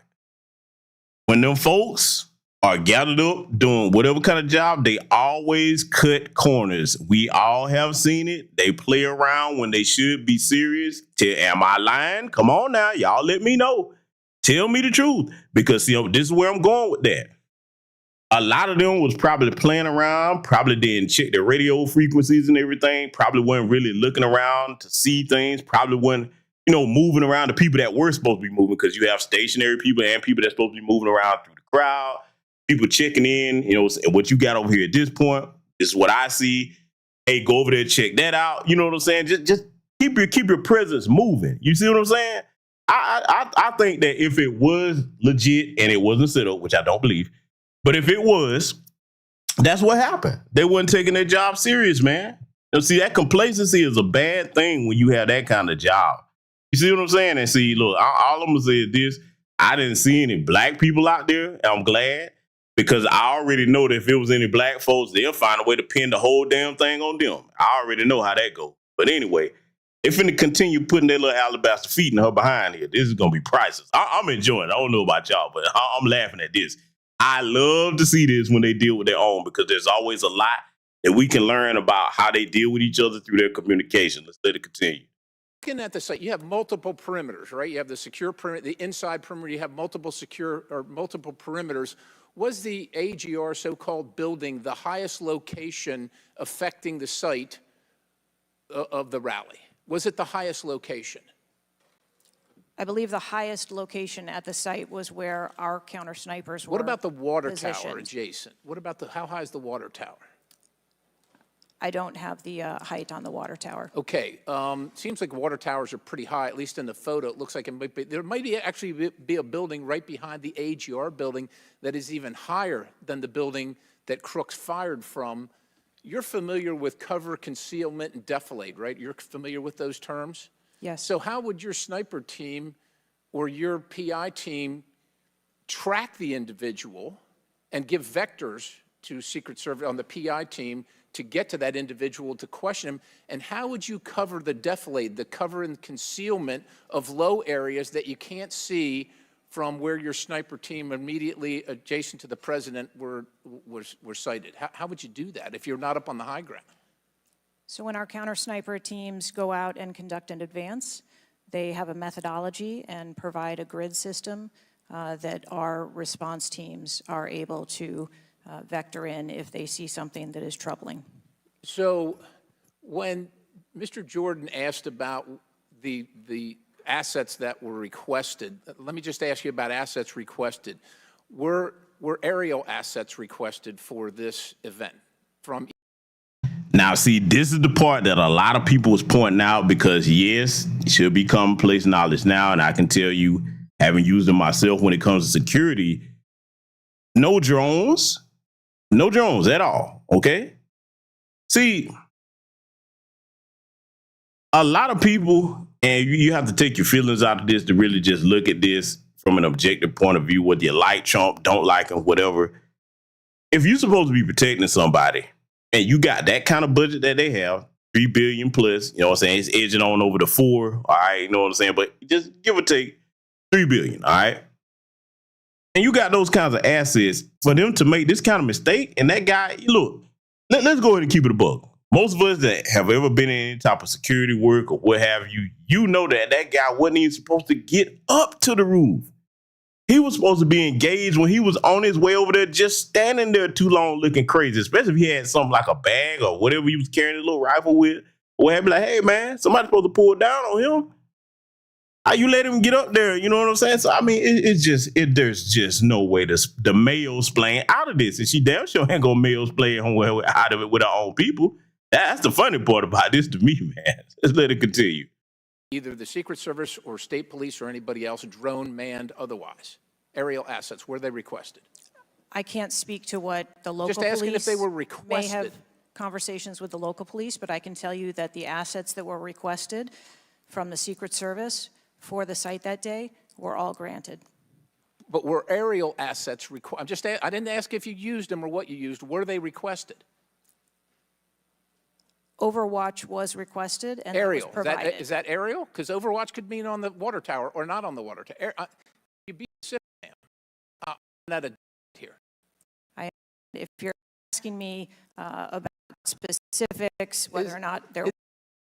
I'm asking you, were aerial requested by the president, by Secret Service, by anybody? Were they requested? The Secret Service, we felt that we had a good plan in place. Okay, fair enough. How about K-9 assets with bomb sniffing or explosive sniffing capabilities? Requested. I didn't say they were present. Were they requested? Those requests were fulfilled. They were requested and fulfilled. Mm-hmm. So was the Crooks vehicle inside any of your perimeters? No, it was not. It was not. How did you?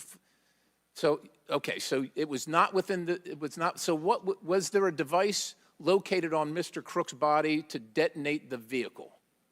That is the information that I have. So what would be the point of detonating the vehicle if it was not inside the perimeter? I have no idea what Mr. Crook's motivation was. Ma'am, the fact that you haven't, I'll close with.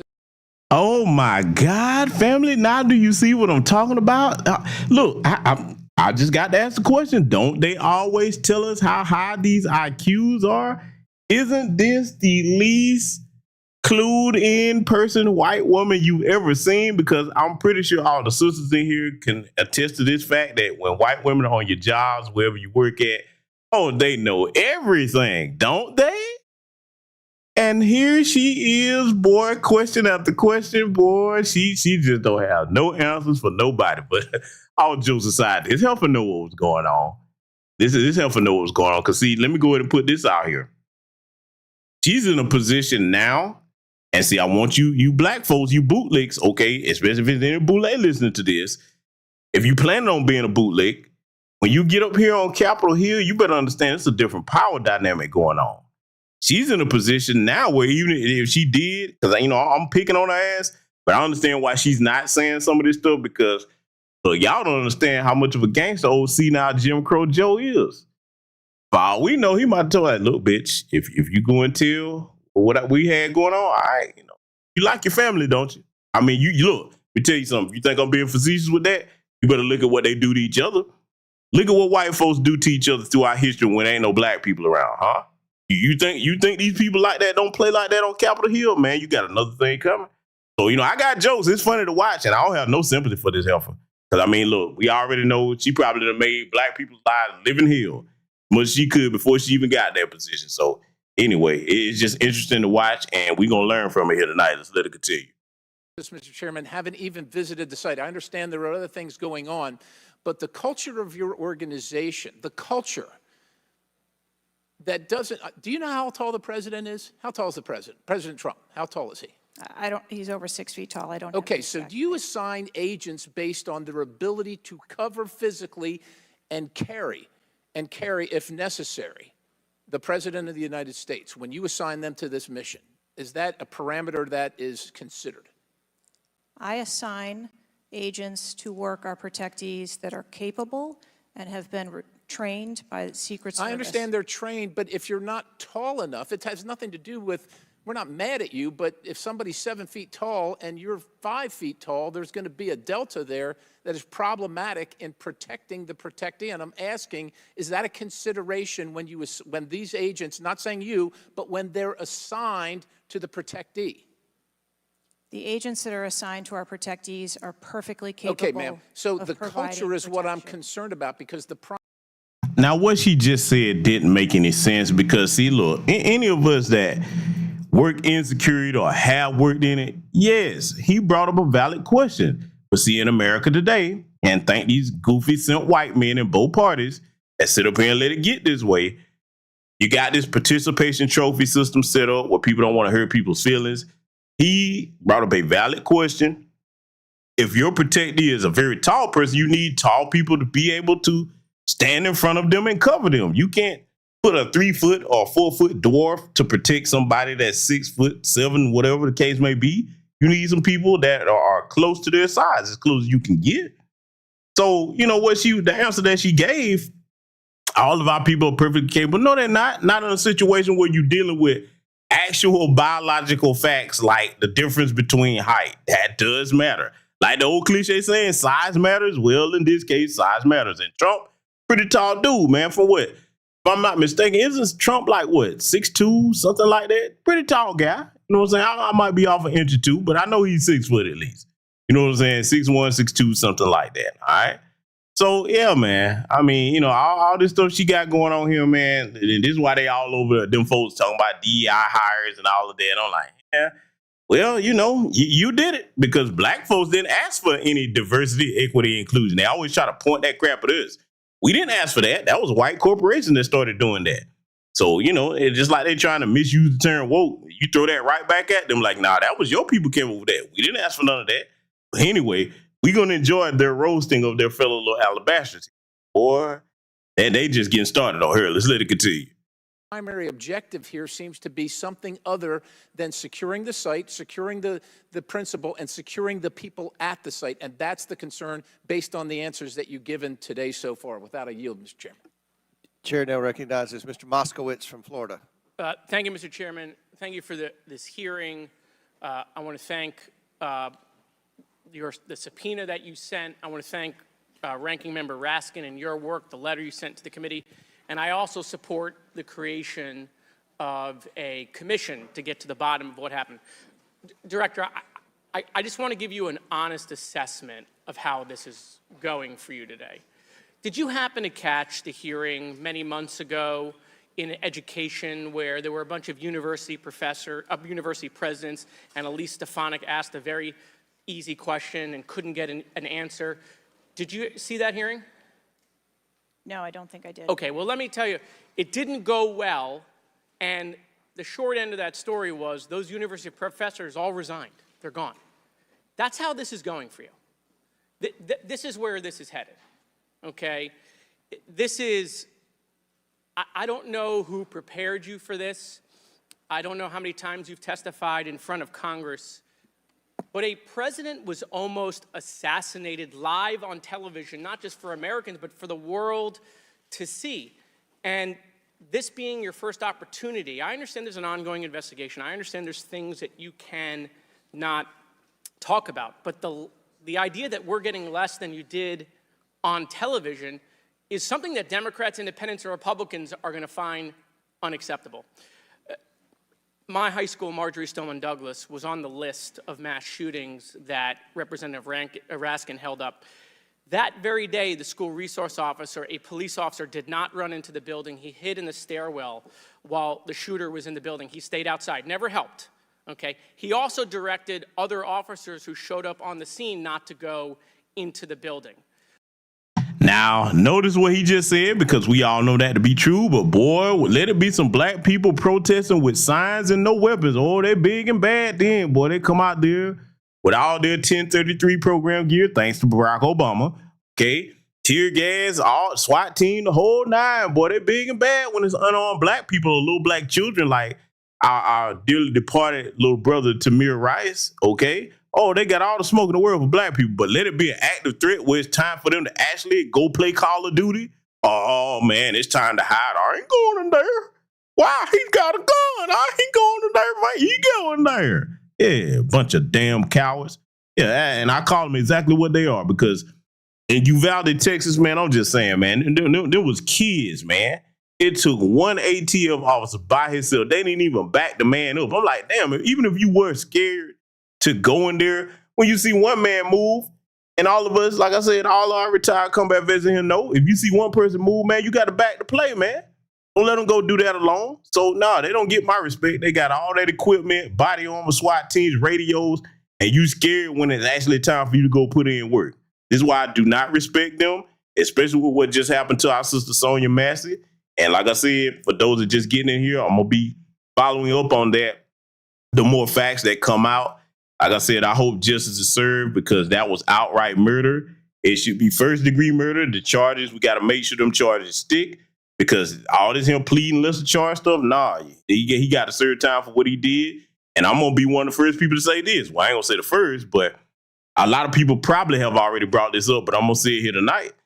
That partner of his, I'm going to tell you why he should be charged, because he didn't try to de-escalate the situation and calm that murdering race soldier partner of his down. He should have been trying to stand down, because see, when they use that whole line with the race soldiers talking about it's just a few bad apples, no, it's a bunch of bad apples.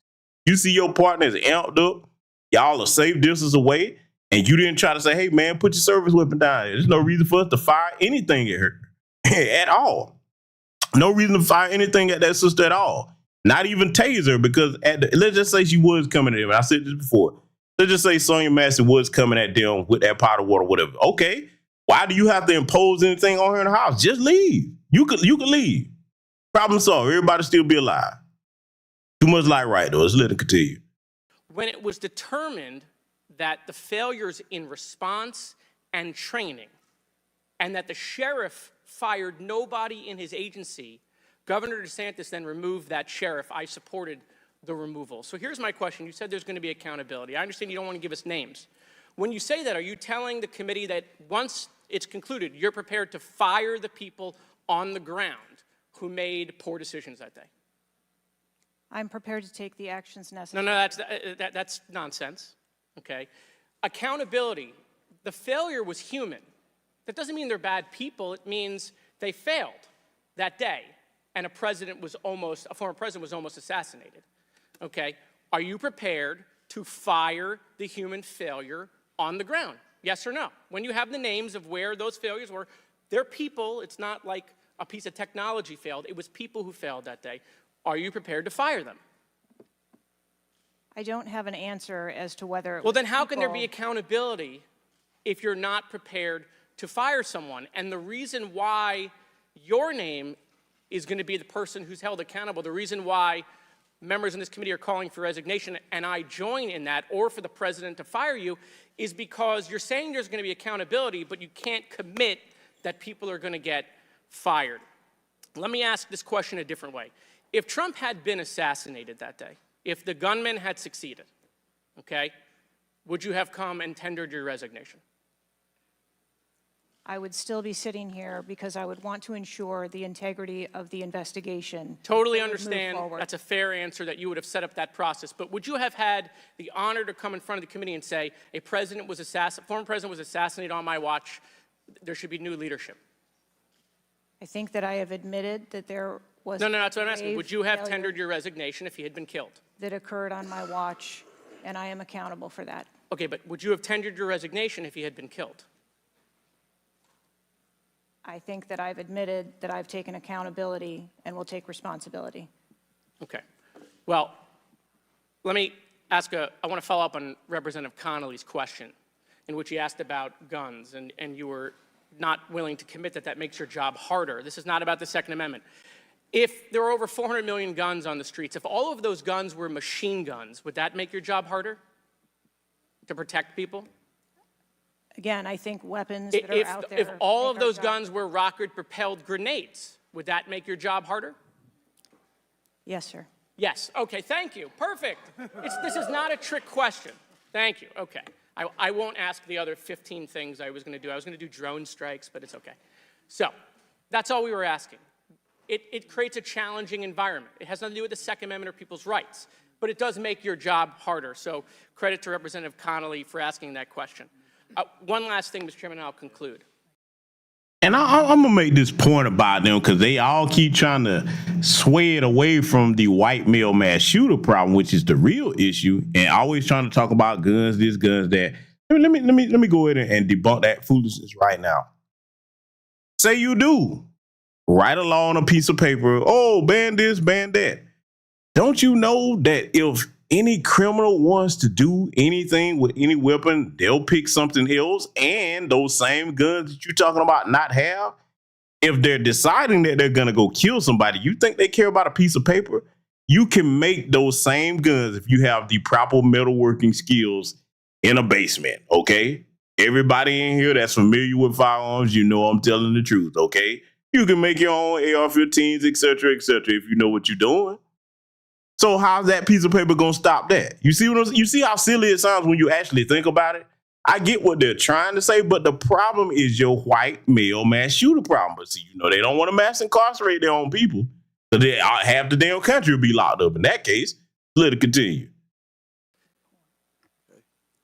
There was a question asked, is an Iranian assassin more capable than a 20-year-old? And I have been tough on Iran. I probably have more resolutions on Iran than almost anyone in Congress. But I can tell you it isn't Iranians walking into schools and grocery stores and movie theaters and churches. It is 20-year-olds, right? And some of them are mentally unstable.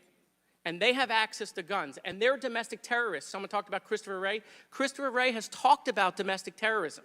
And so, yes, we collectively come together on foreign threats, and I am not at all debasing the fact that there are foreign threats here and abroad, but there are domestic threats, and we have to get to the bottom of how we stop domestic terrorism, because it was a 20-year-old who walked into my high school and killed 17 people. He was plenty capable, and he was an Iranian. Thank you. Chair now recognizes Mr. Timmons from South Carolina. Thank you, Mr. Chairman. Dr. Cheatle, we've asked you a lot of questions and haven't really got a lot of straight answers. I have intentionally created a line of questioning that I think that you can answer. So the first question is, do you agree that the allocation of Secret Service resources should correspond with the risk profile of any given event? A higher degree of risk at one event should get more resources. Is that fair? That is fair. Okay. And when two events occur at the same time in the same geographic vicinity, that the risk profile of each event should be taken into account, and whichever event is greater risk should receive greater resources. That is correct. Okay, so I'm going to go over the Trump event. So this was publicly announced July 3rd, Butler, Pennsylvania. The venue is an outdoor fairground, open air, no existing security. The crowd size was expected to be tens of thousands. It ended up being over 20,000. There were general and specific threats from foreign adversaries. As the chairman of intelligence remarked, Iran has said they want revenge, as well as when President Trump was in office, he made a lot of people mad, terrorists to be included all over the world. And, President Trump is the former president and the future president. So I would say that that is a fairly high-risk event. Would you agree? Yes. Okay, let's conversely, the First Lady had an event at a casino in Pittsburgh, just a few dozen miles away. It was a dinner for the Italian Sons and Daughters of America. It was publicly announced on July 10th. What's interesting is that the casino is actually extremely secure. They already have magnetometers existing prior to this event even being announced. It was in a ballroom. And the size of the crowd, a mere 400. There were no specific threats. There may have been general threats. And the asset is the First Lady. Those seem like there's a huge disparity relative to risk. Would you agree? Yes. Okay, thank you. Multiple whistleblowers and various media outlets have reported that the Pittsburgh field office of the Secret Service allocated 12 additional post standers to the First Lady's event and 3 additional post standers to the Trump rally. Is that correct? There were no assets that were diverted from the First No. Lady's This is a very simple question. I'm not asking if anyone was diverted. Did the First Lady's event that was relatively secure, especially...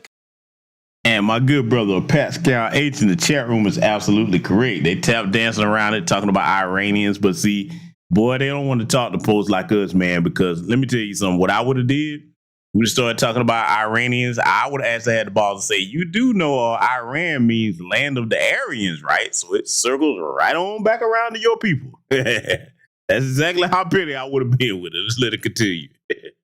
compared to Trump's rally, get 12 assets. And did the First Lady's event get 12 assets and Trump's get 3 from the Pittsburgh field office?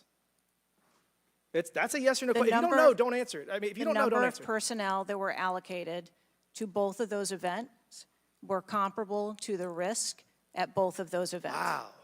Really? So you think that the Pittsburgh casino, 400 person in a ballroom with ingress egress through probably a very well-guarded parking garage was 4 times more dangerous than a 20,000 person rally on an open field with the former president and future president? You think that that's 4 times more dangerous, the casino event? I didn't say that at all. Well, they got 4 times the resources from the Pittsburgh field office, who was likely in charge of the final walkthrough for both events.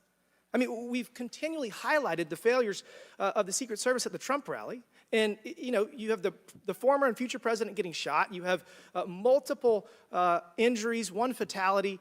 And I would have to think that if we had 9 more post standards, 9 more individuals that have the training and the integration into the Secret Service defense of Trump at that rally, that I have a feeling that Crooks would have had somebody come say hello to him before he fired a bunch of shots. Do you think that's possibly true? There were significantly more assets and resources available at the former president's event than there were at the First Who made Lady's the event. decision to deploy 12 post standards to the casino where the First Lady was having a 400-person dinner and only 3 people from the Pittsburgh field office to the 20,000 person plus Trump rally? Who made that?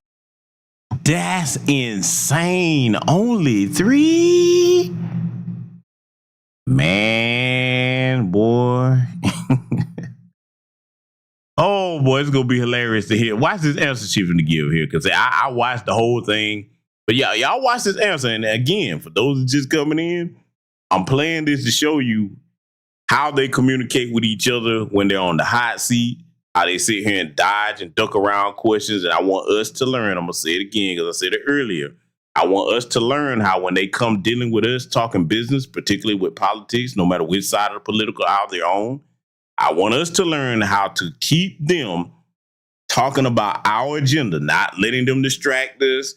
Even if there's an idiot in the crowd, you know what I'm saying, or wherever you're speaking to them at, trying to change the subject, because a lot of times, if you do get to grilling them, they have paid shields out in the audience. If you get a chance to speak to these people, you know, at any of these public events or what have you, you know what I'm saying? They always have their flunkies out there. So if one of us does know exactly what we're talking about, we get talking about policy, they jump up and just start saying stupid stuff. And I got to go here. A lot of them are tethers. I ain't going to say all, but a lot of them are in that tether class in either side of the aisle. So yeah, that's what I want us all to make sure that we learn here from this. Watch this answer she's about to give, though. This is about to get hilarious. Decision. there were additional Secret Service resources available at the former President Trump's event. Who made the that day. decision to deploy 12 to the First Lady's event and 3 to the Trump event? The allocation of resources is decided based on the availability of personnel and their location and where they are, but there were sufficient resources What did you just that say? were given to Did you just say there were sufficient resources? President Trump event got that shot. day. Someone got killed. There were not sufficient resources, clearly. There was and a it gap. doesn't take 27 years of experience to know that. And whoever made that decision, it probably wasn't you, needs to be fired. And then you need to resign because this is absolutely unacceptable. And you've lost the trust of the American people. With that, Mr. Chairman, I yield back. Gentleman yields back. Chair number. Now, for those that don't know this, because she did step down and resign, okay, for those that didn't catch the beginning. But for those that don't know this, no matter what the outcome of this hearing was, if she had not decided to resign, none of them have the power to fire her. Only the president has the power to remove her as an appointee, not Congress or the Senate or what have you. So this is why a lot of people were saying this hearing was pointless. But she already saw one, because for those that don't know, it's not just Republicans getting on her in this hearing. You got Democrats and Republicans getting on her ass. You know why? Because you got to understand something. The Secret Service, for them, they're like, hey, you can't let any of us get to us, because that could be either one of us next. All this crooked stuff we doing to the American public, what happens when one of these crazy white boys come after us? You see what I'm saying? Now, any of us that heard what I just said that have any type of sanity to us, well, we would ask the question, if you're so afraid, why don't you deal with your white male mass shooter problem? Oh, yeah, I'm bringing it back up. But see, that's just too much like right. You know what I'm saying? So, yeah, that's why it's bipartisan here. And they're like, hey, now, come on now, you know, we got to make sure we don't get shot next. That's exactly what all of them are thinking, because, see, I'm going to go ahead and say this. Most of them clowns up there on Capitol Hill are the biggest cowards ever. They love sending young people over to fight wars that they started, but they're a bunch of draft dodging cowards, man. And everybody in this chat room, y'all know I'm right about that. And they don't let their kids go and do what the poor kids in America have to do. And I'm talking about primarily our community, but it does apply to the whole of America as well. So yeah, there's that. But yeah, man, she's sitting up here with all this planning, boy, they are not having it. Let's let it continue. I recognize Ms. Tlaib from Michigan. Thank you so much, Mr. Chair. Thank you, Director, for being here. You know, when we hear the headline, a 20-year-old young man with access to an assault weapon commits an act of mass violence, I mean, we've heard this before, over and over again. But the unfortunate thing is that my residents don't get a committee hearing. We have not had one committee hearing about the over 260 mass shootings that we've had, killing hundreds of people, injuring hundreds, changing their lives forever. And don't get me wrong, to many of my colleagues, I mean, I watched, and even the pool of blood, the screams, it was horrific. But it made me think about the images I saw after mass shootings at schools, grocery stores. I mean, I think of Buffalo, New York at a supermarket where a racist gunman killed 10 shoppers with an AR. In El Paso, AK-47 style assault rifle killed 22. In Florida, in Parkland, Florida, 17 students and teachers murdered, again with an AR. In Pittsburgh, at a place of faith, Tree of Life Synagogue, 11 murdered. And don't get me about Newton, Connecticut, which still breaks my heart. 26 murdered, including 20 elementary school children. This year in Michigan, we've had, Mr. Chair, 2 mass shootings. 21 shot in Detroit. One of the most horrific shootings we've seen. 2 killed at a splash pad in Rochester Hills, Michigan. 8 shot there. Again, an assault weapon used. But the difference here is the former president gets a hearing in his attempt to assassinate, but our residents don't get a hearing about mass shootings, about gun violence in our country. You know, Mr. Chair, I ask this wholeheartedly.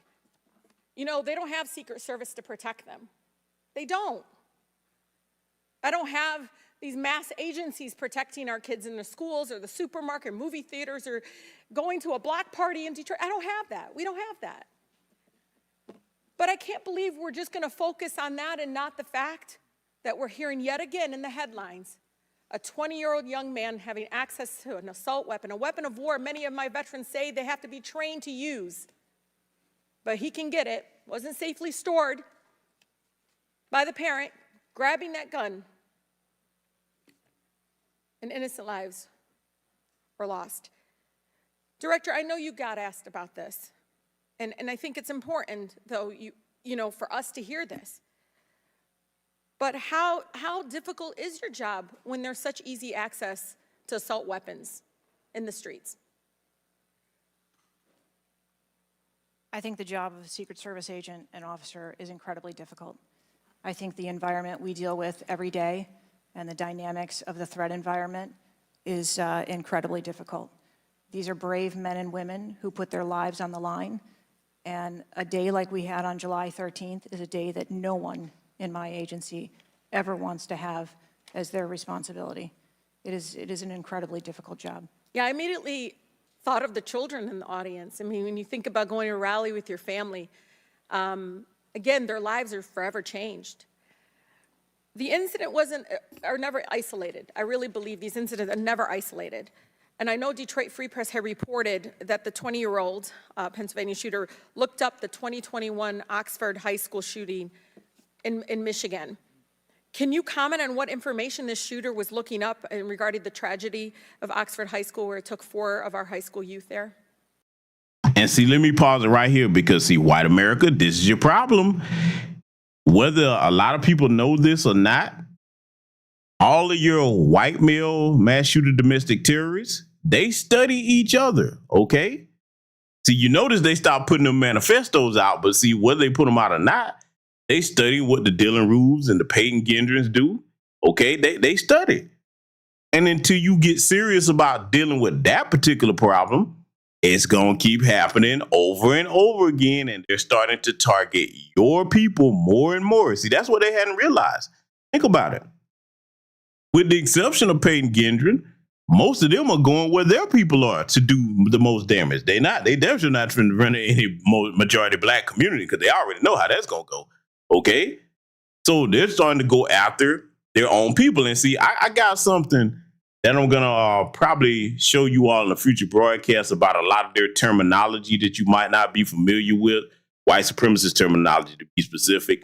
I got to share that with y'all because it's very important that you recognize these terms when you see them, whether it's online or offline. If you hear people talking about this, the reason why that's important, sometimes if you hear them saying certain things that you wouldn't automatically know what otherwise they're talking about, or if you see certain tattoos they have, that could be an indicator that you might not need to be around this group of people, especially if you're the only black person or just a few black people. You need to know exactly what you're dealing with. So I'm going to definitely be sharing that with y'all probably in the next broadcast, which will definitely be me getting on Command Me. Okay, so I got to share that with y'all because there's a lot of these different little terms that they use here.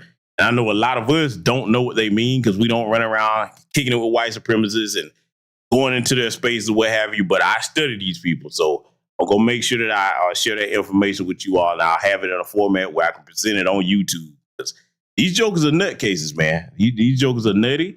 And see, the more that they keep trying to ignore this problem, it's hurting them. And see, before I let it continue, white America, you better get serious about doing something about it because it's not black people that's a threat to your numbers. It's your own people. COVID just tore you up, okay, the pandemic. All right, you got hit hard with that. Y'all lost the most people.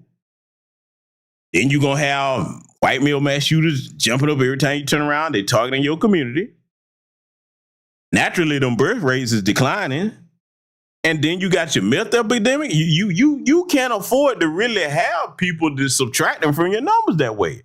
But see, what I just said is too much like right. You know, I'm thinking with common sense. It's not my community, but I'm just saying, let's let it continue. I'm sorry, I'm not able to. The FBI has those details.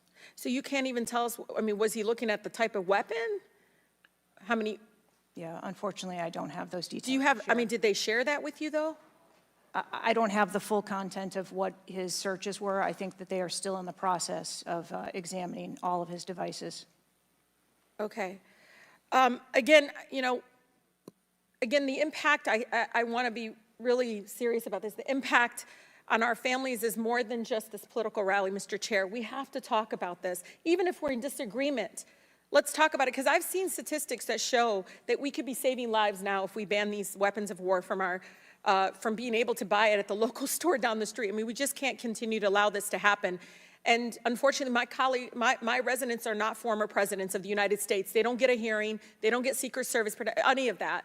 And even among those that are expressing the failed in the system, they just deserve better. They truly do. Thank you, and I yield. Chair now recognizes Mr. Burchett from Tennessee. Thank you, Mr. Chairman. Ms. Cheatle, the shooter was set up on the roof of the AGR International building, as we know. Was the roof identified as a potential vulnerability days before the rally? To my knowledge, yes, it was. Were agents or officers inside the building? If so, what floor were they on?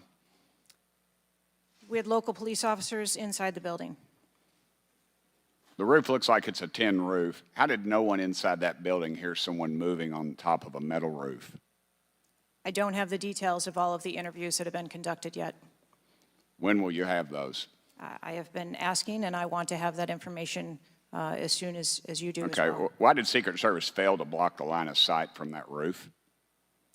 I think that the Secret Service put together a plan where they were counting that roof in as part of their overwatch, and that was the plan that they had put in place that day.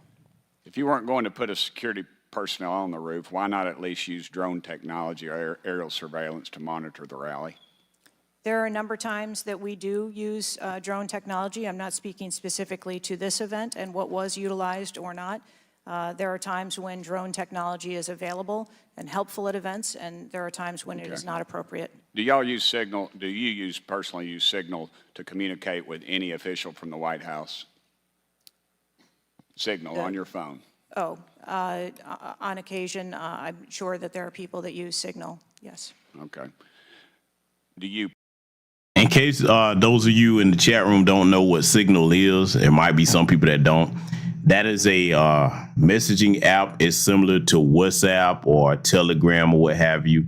It's supposed to be more secure. Okay, nothing is 100% foolproof, but that is used a lot in Capitol Hill circles up there or what have you. But they're asking her about that now, and I want you to see what she's about to tell them, because, boy, this line of questions that they're hitting her with is just no wiggle room. And again, for those just coming in, this is a bipartisan grilling that she's getting. It's Democrats and Republicans that's getting that up here. Let it continue. Do you use it to speak with the White House? Use Signal? No, I do not. Okay. When was Thomas Crooks first identified as a person of interest? Let me help you. At 5:10. He was spotted with a rangefinder at 5:51. And when did Secret Service notice him? Again, I don't have those specific timelines, but it was a relatively short period of time. Let me help you. 5:52. Ms. Cheatle, why was President Trump allowed on stage 10 minutes after the Secret Service spotted a suspicious individual? That seems to me to be the worst thing of all. Of all the breakdown in all this communication, all the BS you've been feeding us here today or not feeding us, that seems to be the question. So as I've stated before, there are a number of events where suspicious people may be identified. That doesn't necessarily... Ma'am, I submit to you, you got a guy who's going to be the next president of the United States. He's on stage. I've been to these events. We've all been to these events. A car backfires, and there's a 15-minute dadgum wait. That's not acceptable. Did the Secret Service tell President Trump they'd spotted a suspicious individual before he was shot? I am unclear as to what the communication was with the former president at that time. I'll take that as a no. Did y'all deny President Trump's request for more security, yes or no? And when was the most recent request for additional security? The rally request for security, all of those requests were fulfilled. And were there any personnel redirected to Jill Biden's rally? No. Who made the decision on the direction of agents at either one of those rallies? I'm unclear as to your question on the direction of the agents. I said, who directed those agents to be at Miss Biden's rally or President Trump's rally? Those specific agents. So there is a methodology in which agents are available for assignments, and they are assigned based on either geographic location or logistics or flight. Ma'am, I appreciate all that, but that methodology about got President Trump killed. Was the security detail guarding President Trump a temporary detail?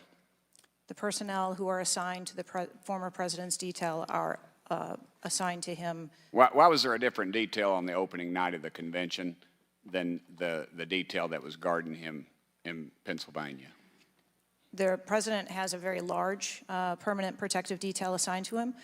They work shift work, and so it could be that people you saw at the rally were not working the same shift the day that he was. I can assure you, ma'am, somebody that's a lot shorter than the president was not at the convention, and the people that were cowering down behind the mass of agents that were on top of the president were not in the convention hall. At least I didn't see them. You can't seem to answer a single question about an ongoing investigation, ma'am, and you don't know when the information will be released publicly. Are you waiting for the administration to sign off? No, I am waiting for the results of the investigation, at which time. Okay. Let me ask you one more question. You found explosives in the shooter's possession. Is that correct? The FBI found explosives. Do we know who directed this young man how to make those explosives? I believe that the FBI is still looking into that on their investigation. Ms. Cheatle, you said that the buck stops with me, and I agree. I don't think you should resign. I think you should have been fired. Ma'am, you are a DEI horror story. I've told my daughter. There it is. Y'all heard the term. You are a DEI horror story. Oh my God, boy. Hey, better them throwing that term at their own people than us, because we didn't ask for no damn DEI. Man, listen, let me tell you something, man. She had to resign, okay, basically chucked on out, but the rest of her career or whatever she gonna do, man, she is persona non grata in white America right now. Oh boy, she might, well, she'll be all right though. She got plenty of money. She gonna leave the country for a little bit, you know what I'm saying, and get out of here, you know what I'm saying, just lay low, because she's done here in America. I'm gonna tell you that right now. They wouldn't hire her to work at a damn popsicle stand the way they getting on her. And see, look, let me tell you something. Jasmine Crockett, you guys put that bill in, that proposal for that bill to remove Trump's Secret Service security. Oh, they coming for you next. They're asking her questions about it now, but you gonna be next. Mark my words, y'all. When you see that, you be like, you called it. Let it continue. Multiple times, my wife and my daughter, we talk to her all the time about how she's gonna succeed in life. She'll succeed in life by achieving. Ma'am, you have not achieved today. You've let the American public down. If it was up to me, you'd be gone. Thank you, Mr. Speaker, Mr. Chairman. Chair now recognizes Ms. Crockett from Texas. Thank you so much, Mr. Chair. And let me just pick up where my colleague from Tennessee left off. Director Cheatle, was the incident on July 13th due to DEI, or rather systemic failures in communication and potentially safety protocols? The incident on the 13th has nothing to do with DEI. The incident on the 13th has to do with a failure or a gap either in planning or communication. Thank you so much. In fact, I have a few articles that I will enter into the record once I wrap up that actually acknowledge a number of women specifically for their valor in their service, whether it's been in various levels of law enforcement. But, you know, I want to stick here for just a second, because earlier you had a conversation in which there was a discussion about training. And I want to talk about training and talk about that there's a little dancing as it relates to this being a suspicious person and this being a situation that was perceived to be a threat. And it seems as if there's a different analysis that takes place. One of my questions has to do with if you have any bias training that your officers undergo. And the reason that I ask that, because as a civil rights lawyer, I have learned so many times in having to deal with law enforcement that there usually is not a perception of a threat when it is a young white male, even if they are carrying a long gun. Yet a lot of times, at least in this country, when it comes to law enforcement, there is a perceived threat just by somebody having a little bit more melanin in their skin. So I'm curious to know, because a lot of times, one of the things that we have consistently pushed for on my side of things, and when I say my side, is once we are looking at a tragedy in which law enforcement made an error, is the bias training and whether or not our officers are getting it. So I'm curious to know, in some of the training that you talk about that is part of your budget, has bias training been part of that? Yes, it is. Okay, thank you. I know that today is a rough day, and on that day in Pennsylvania, it was a rough day. And the reality is that I understand it, and you may or may not know the answer to this question.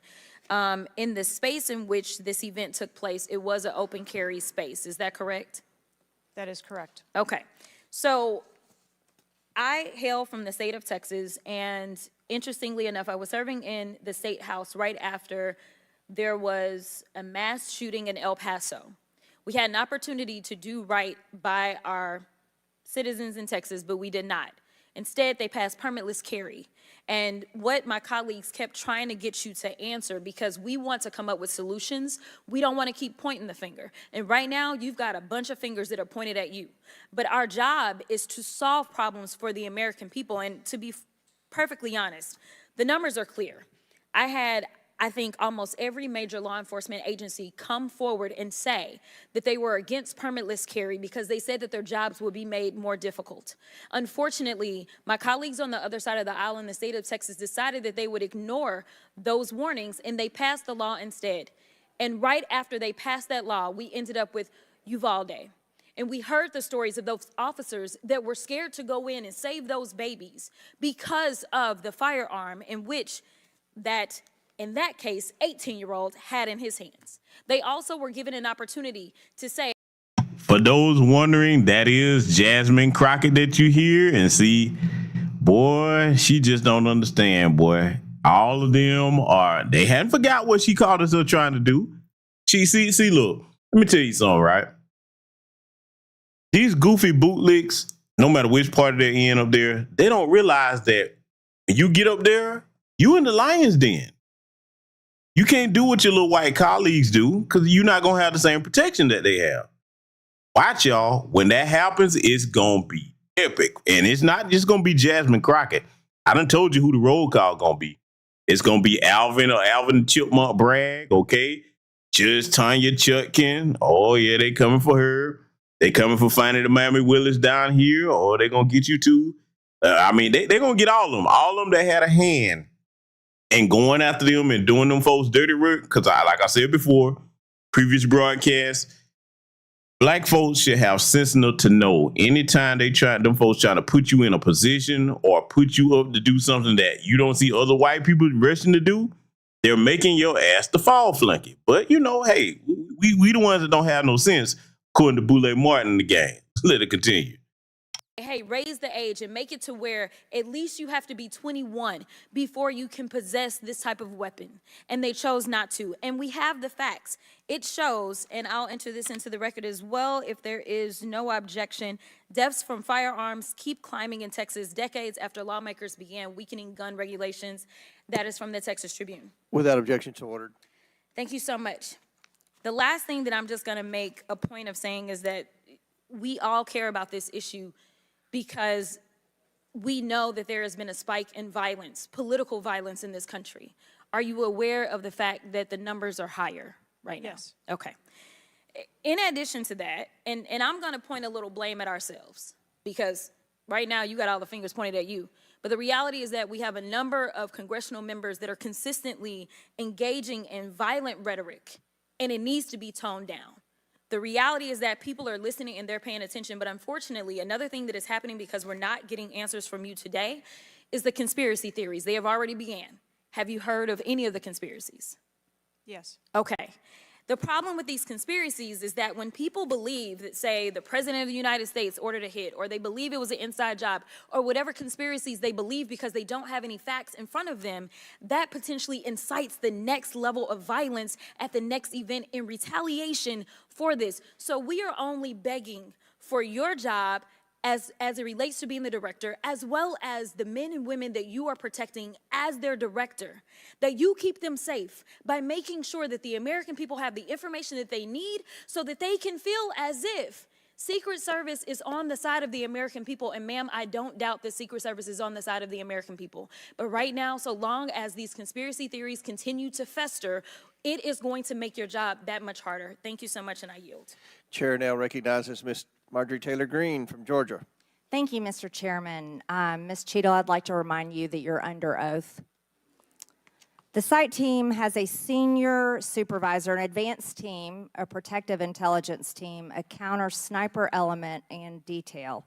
Who was the agent in charge? How long has she been the agent in charge? And what is her Secret Service background? So I'm not going to provide a name. Why not? You're here to answer our questions. Forum. I'm not going to provide names of. You stated in your testimony, you said, I am here today to answer your questions. That is correct. Answer the question. I'm not going to provide names of our personnel. Why not? Today. The American people are demanding these answers from you today, Ms. Cheatle. I will do the best to provide you accurate information based on the facts that I have at this time. You're not answering our questions. The advance element coordinates with other intel or law enforcement partners, identifies threats and weaknesses at the sites and movements. We'd like a copy of the advance report. Have you brought it here with you today? We will comply with the request for the documentation that has been requested. When will that be, Ms. Cheatle? Because you should have brought it today. I am certain that our personnel are working on obtaining all of that documentation. I don't believe you, and neither do the people watching this hearing. You're not doing well, as Mr. Moskowitz informed you. You've been sitting here for over 3 hours, and I have you know the entire country is demanding you resign and demanding that you be fired if you do not resign. Things are not going well for you. You need to answer the questions. Was there a protective... Marjorie Taylor Greene is on her ass. And Kevin Trees in the chat, he a fool. Kevin Trees said Glenn Close versus Meryl Streep, man. Oh, but I agree with the brother Nightfall drop. They're asking a non-elected, bureaucrat about legislative policy and all that. Because, let's be honest. Like I said, even though she resigned, this hearing, a lot of people saying it was pointless because they couldn't fire her if she decided to stay on. Only Biden could do that. But I tell you one damn thing. I'm going to say this right now on this broadcast. Before November, whether it's regarding this or something else that none of us could foresee, something else is going to happen. I'm telling you. There's going to be something else, and it's going to be from them folks' community. Let me go ahead and say that. It's going to be from them folks' community. And it might not be as dramatic as what happened to Trump, but something else is going to go down. I mean, it's just because the reason why I'm saying that is if you just study the pattern of events, how quickly these things have started to happen, because it's all unraveling. And see, it's just proof that it's showing that their system is never going to be what it was.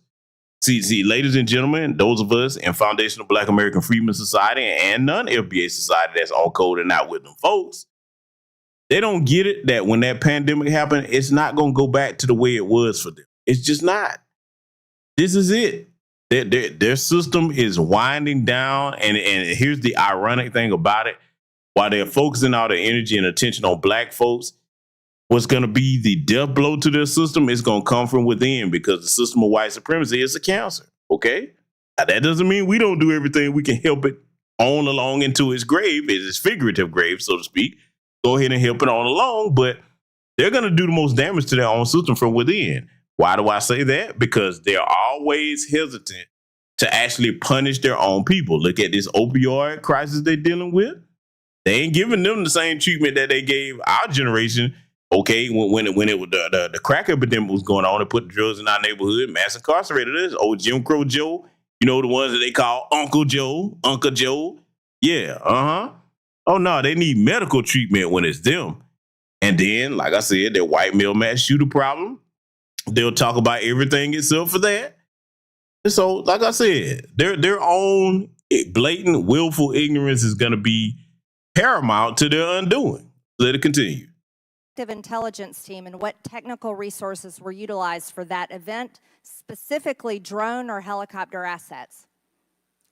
There were a number of technical assets that were deployed for that event, and there was a protective intelligence team that was assigned to that event. Why was Crooks able to fly a drone over the entire area the day of the rally and the day of his assassination attempt?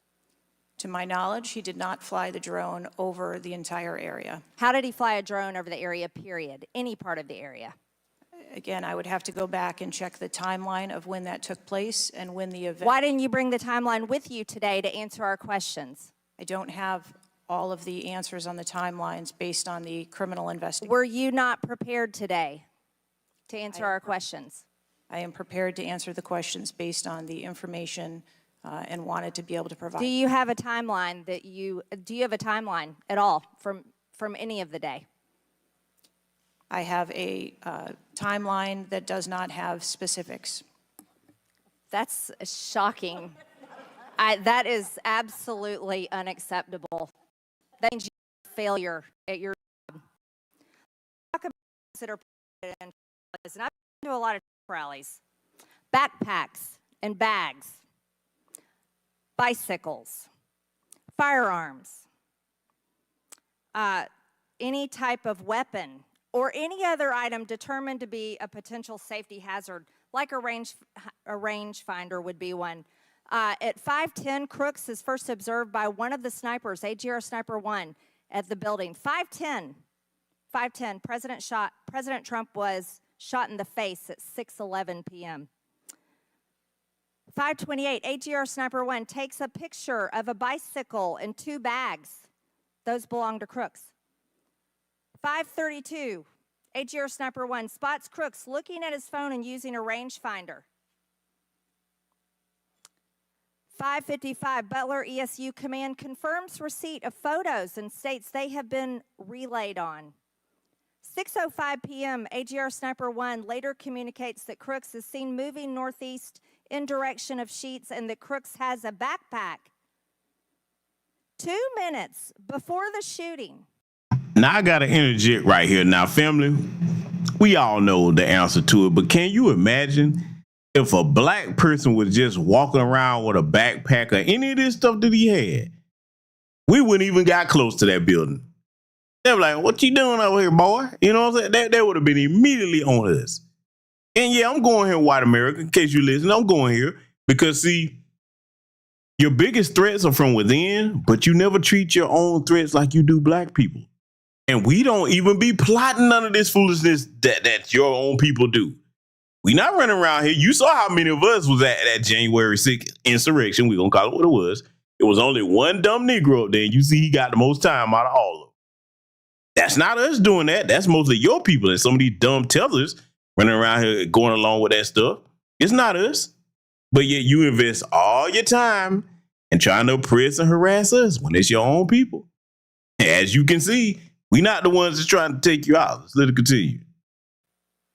While President Trump has been allowed to take the stage, people see Crooks laying on his stomach in a sniper position on the roof, and they're yelling he has a gun, and they are trying to alert law enforcement and Secret Service. Why was Crooks not shot by the snipers? Why was he allowed to be there? As soon as the individual was identified as a threat, they were... No. What do you consider to be a threat? A man with a gun laying in a sniper position, a man that had a backpack, a man that had a bicycle, a man that had a rangefinder. At what point is he determined a threat? An individual with a backpack is not a threat. An individual with a rangefinder is not a threat. What about a man laying on a building that has direct line of sight of President Trump with a gun that people are screaming and pointing out? Is that a threat, Ms. Cheatle? Once that individual was identified, they were neutralized. No, they were neutralized. Crooks was neutralized after he shot President Trump in the face, Ms. Cheatle. Is he only a threat once he fires the weapon?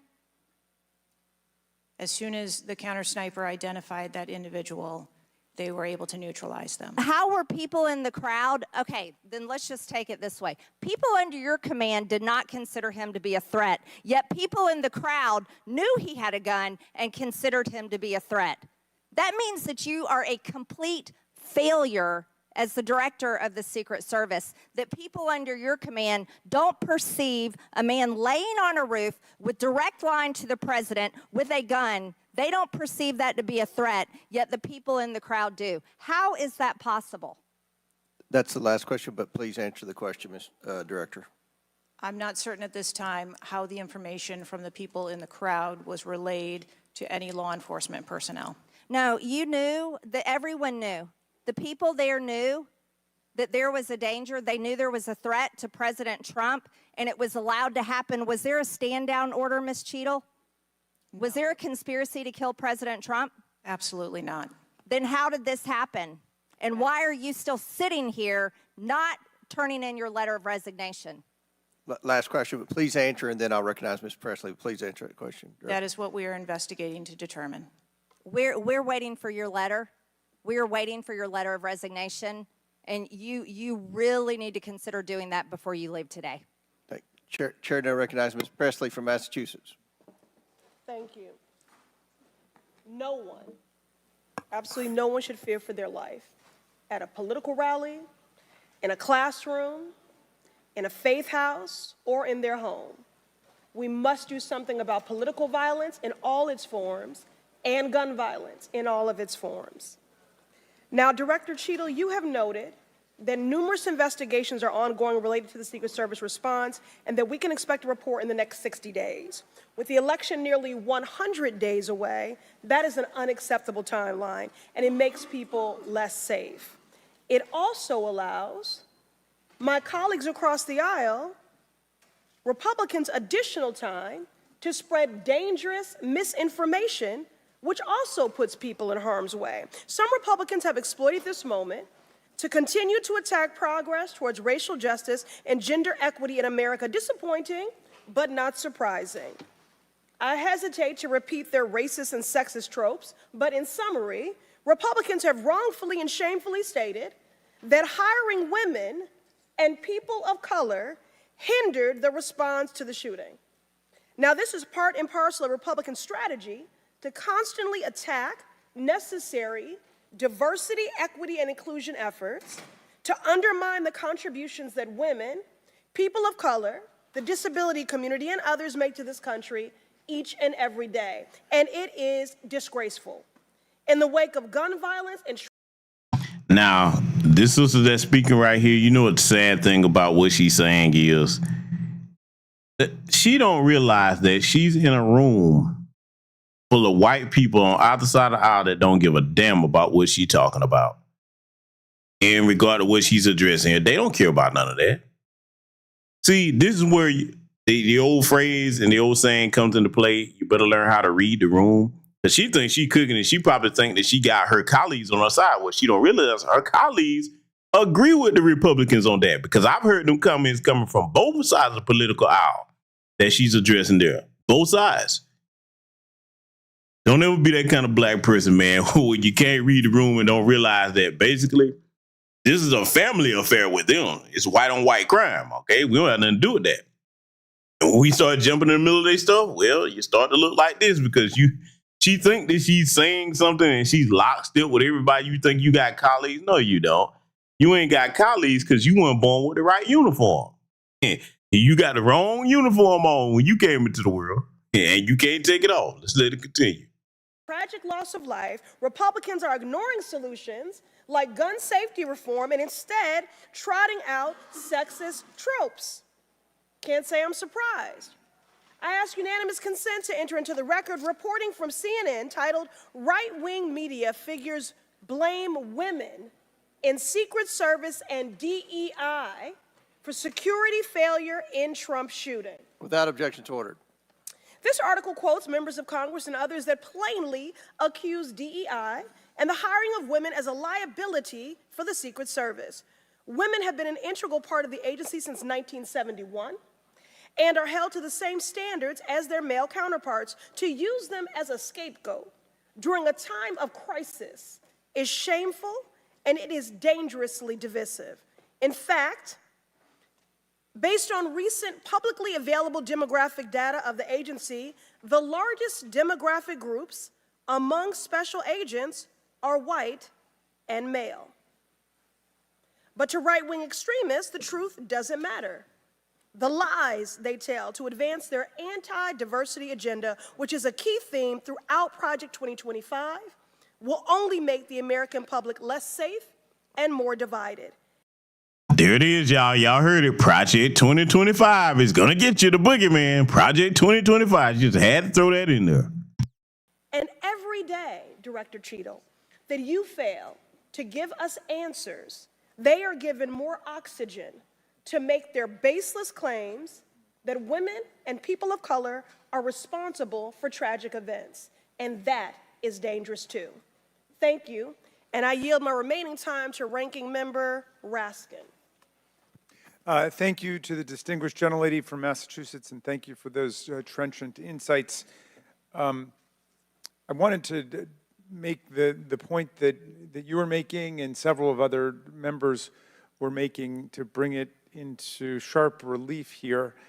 The very same day that Donald Trump narrowly escaped an assassination attempt, but an honored firefighter was gunned down and killed and other people were injured. There was another mass shooting that day, just several hours later in Birmingham, Alabama. 4 people killed and 10 wounded in a nightclub shooting.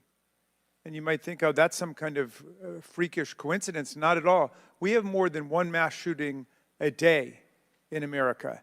They are so commonplace now that they are barely reported in the national news. It's, of course, local news in Birmingham, Alabama, that 4 people were killed and 10 other people were shot and seriously wounded, being treated at the hospital. These things are a nightmare for the families of the victims who've been killed, for the families who have to take care of people who've been seriously injured and wounded. They are a major financial drain, publicly and privately, and yet we allow AR-15s to be purchased with abandon, promiscuously, all over the country. People can just go out and get an assault weapon. And the distinguished gentlelady from Michigan was right. We have a hearing when it affects the President of the United States, but on all the other days of the year, we don't have a hearing about it.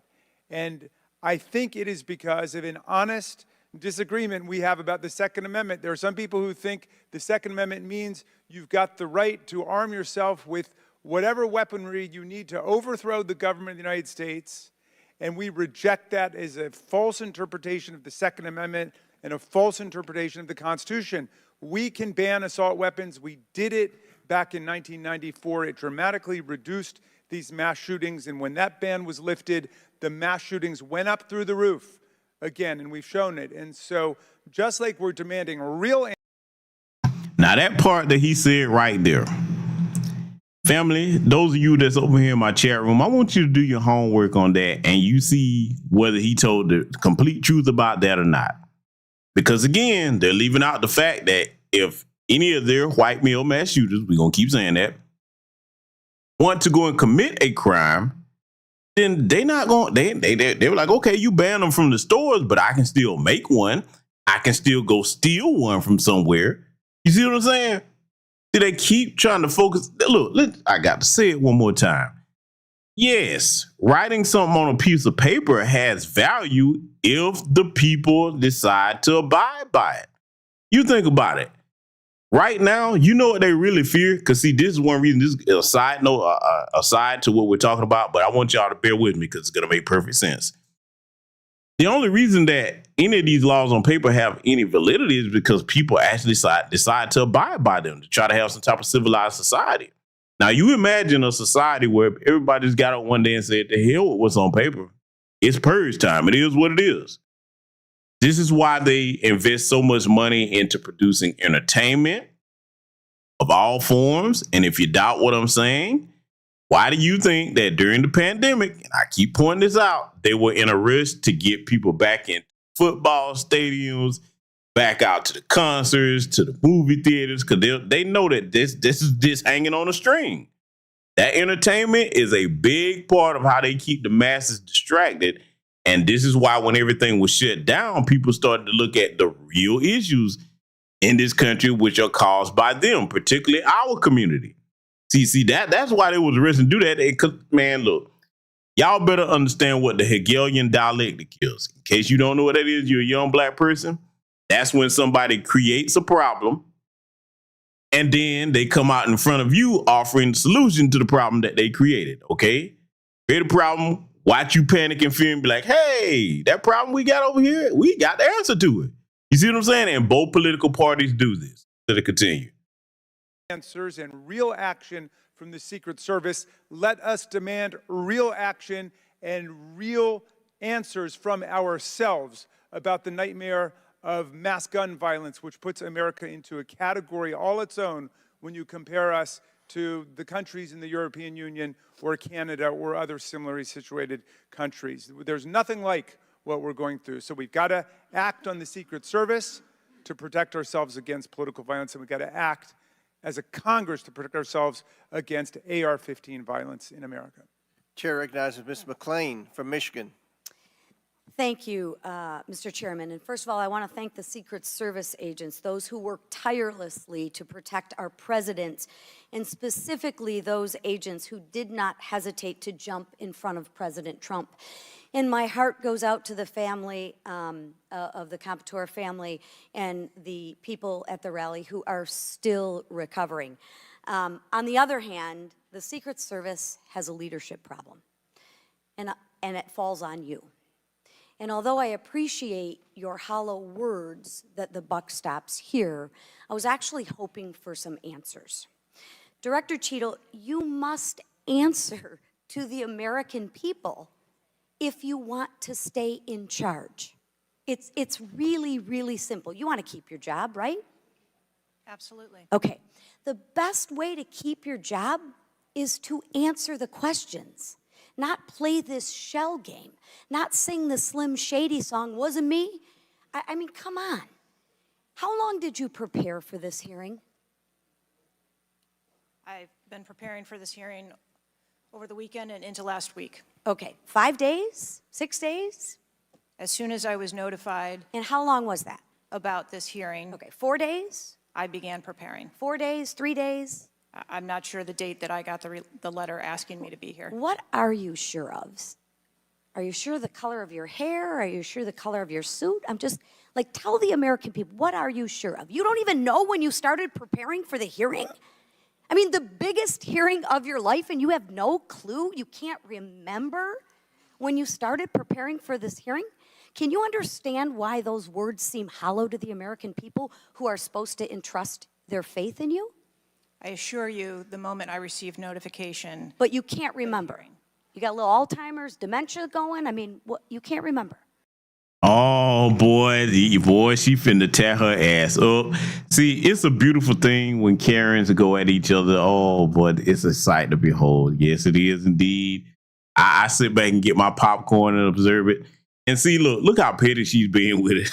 Did you have Alzheimer's? And throwing little M&M song references in there. And then, you know, it caught that when she said it. The little chick back there in the background, the little blonde chick, she was grinning and laughing.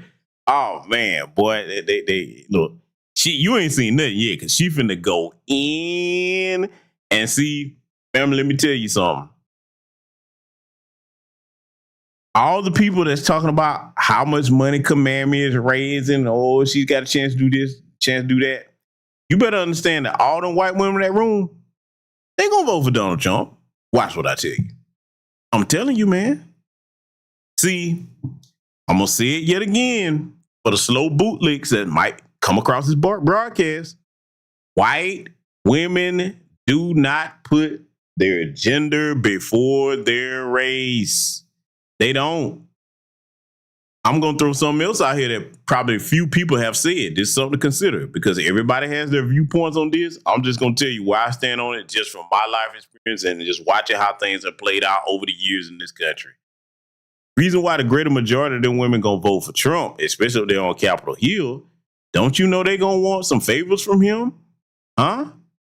See, all this stuff that they be saying about Trump, yeah, they'll sit around and say that in public, but in private, hey man, all these helpers right here is every person for themselves. And see, watch this. I'm gonna thread a further neither here before I let this get ready to conclude. Everybody in here probably have observed the behavior of white women in an HR office, backstabbing, treacherous, conniving. How much more so would they apply that behavior amongst one another on Capitol Hill? Huh? A lot of people ain't talking like that though. Watch what I tell you. It's gonna play out exactly like that. Let it continue. I have several active investigations going on and an operational agency to run. Okay. All right. But you want to take accountability, right? The buck stops with you, right? I am taking accountability. Super. Then let's start with trying to answer some questions. You keep referring. Oh, and the brother Nightfall Drop just brought up an excellent point. Good point. The brother Nightfall Drop says, isn't it amazing that they give so much praise to the Secret Service for their participation and protection of Trump, as he's talking about? But they put the brother flayed alive the brother at the Capitol Hill officer that took out the rioting race woman. And yeah, Ashley Barrett, okay, yeah. You right about that. Hey, I caught a case of Roland Martin there for a minute, man, because I was laughing about what you were talking about because it's ironic. It's ironic. They gave that brother hell and he was just doing his job. He was shot one time, not 60, 70 times like they shoot us, did his job, and boy, left and right wing people would say, oh, you shouldn't have shot her. No, she shouldn't have been participating in a damn insurrection. And she got what she was looking for. Play stupid games, win little golden peanut prizes. Let's let it continue. To the FBI.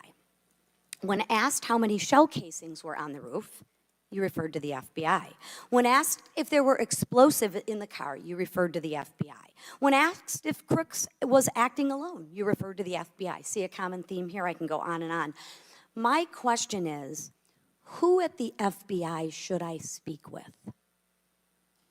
Wait for it. Wait for it. The FBI is responsible for the criminal Is there a name? I'm not certain. I'm not certain. All right. That will go down in internet meme history. Wait for it. Wait for it. Blah, blah, blah, blah. Is there a name? Oh, I love to see it when they carrying on each other. Is there a name? But you know what? I have to agree with it though. Like, hell, if you can't answer questions, give us the name of who can answer the damn question, you know? I'm just saying, man, boy. Like I said, you know, these are the people that tell you they got all these high IQ, but they know how to act like they don't know a damn thing when they're in trouble with their own people, huh? Let it continue. All right, here we go. I'm not certain. I don't know. Let me ask a different question. Have you been in communication with the FBI? Yes, I have. With whom? I speak with the director and the deputy director. Okay. And what have they shared with you about this investigation? So I'll give you an opportunity to answer again. Did they share with you how many shell casings were on the roof? They have shared with me the evidence. Did they share with you how many shell casings were on the roof? Yes. Okay, how many were there? I would refer to the FBI for how their investigation. Many were there? And their information that they need to share in their investigation. So they've shared the information with you. You just don't want to share the information with us, correct? We have concurrent investigations that are going on. So they have shared this information with you. You know the answer to the question. You just refuse to answer the question from the member of Congress who has subpoenaed you to be here. Is there a different answer to that question? I was always willing to come here and testify before this oversight hearing. Beautiful, then let's do that. Let's for once have your actions match your words.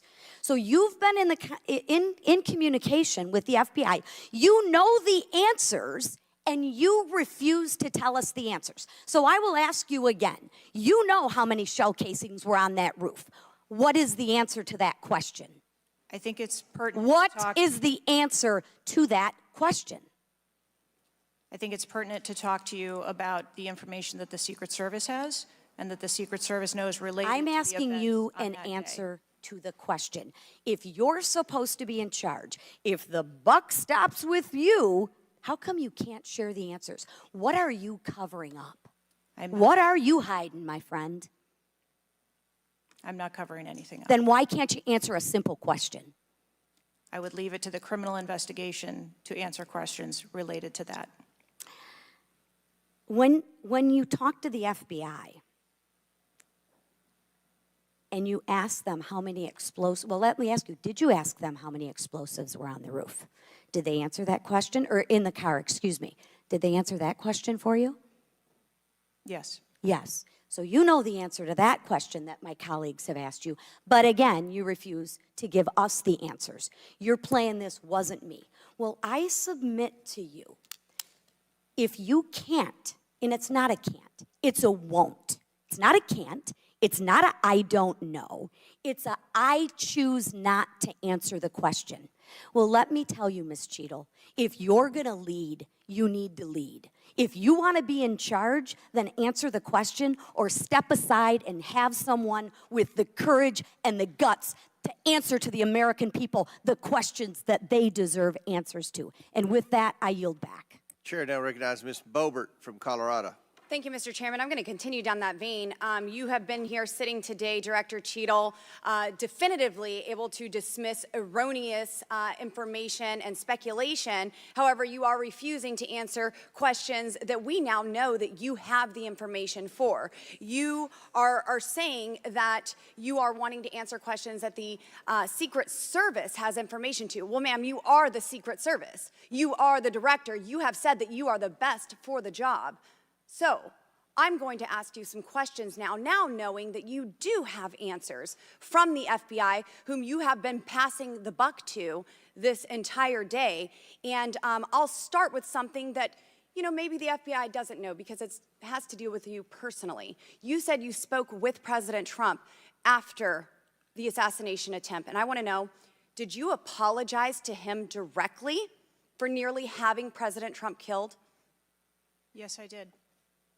I appreciate that. I appreciate that you recognize that this was your failure.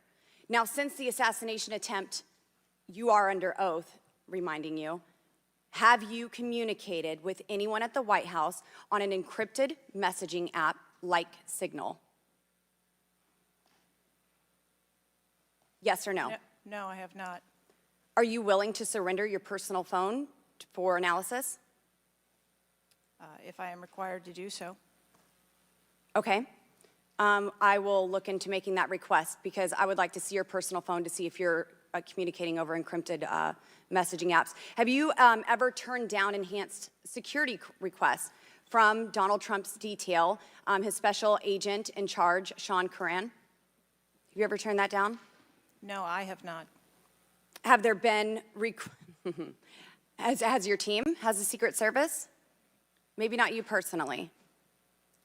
I believe, as I mentioned earlier, there are times when requests are made for And you assets, have denied them. They have been denied. and a denial doesn't Has the Trump necessarily campaign mean- made requests for additional assets that have been denied? Denial doesn't mean vulnerability. Have there been additional requests for enhanced security at Mar-a-Lago? We have made a number of enhancements to. You confirmed that there were security. bomb-sniffing dogs that were provided. You failed to confirm if there were aerial security surveillance assets that were provided. So yes or no, was that provided? At the rally? At the rally, yes, ma'am. We had Overwatch provided at the rally. You've confirmed that the assassin was identified as suspicious 57 minutes prior to the shooting. Was the suspicious individual ever approached by an agent? Was any contact ever made with him? Not to my knowledge. Is that the standard protocol for someone who is identified as suspicious? The protocol would be to locate the individual and. And you said that he was located 2 to 5 times approximately? No, I said that the information was passed potentially somewhere between 2 to 5 And he was never located by an agent? To my knowledge, that individual was not located by an agent. We have dozens of rally goers who have identified him, and not one agent on the ground. There are many, many, many agents on the ground, local law enforcement, Secret Service. No one was able to identify him and have sights on and see him. What I'm saying is that the agents that were on the ground at the time, I have no knowledge that they were able to interview him or locate him. Thank you. Was there a local law enforcement officer who approached the roof and saw the shooter and saw that he was present on the roof? That is the information that has been shared with me. Have you spoke to that local law enforcement officer? No, I have not. Are you going to? It is part of a criminal investigation that the FBI is interviewing those individuals. Were agents stationed on the water tower? No. Why? That would not be something that would be included in a security plan. Has the man who is reported to have been present wearing a gray suit, who allegedly requested a photo of the dead body of the assassin on top of the AGR roof, been identified? I don't have that information. Is that something that you've heard of? No. Were ATF agents present at the rally? To attend or to work? To work. Not to my knowledge. How long did the counter sniper have crooks in his sights before the shooter opened fire on President Trump? I don't have that specific timeline. Will you be able to tell us if he communicated with other agents on what he was seeing through his sights? Once I have that information, absolutely.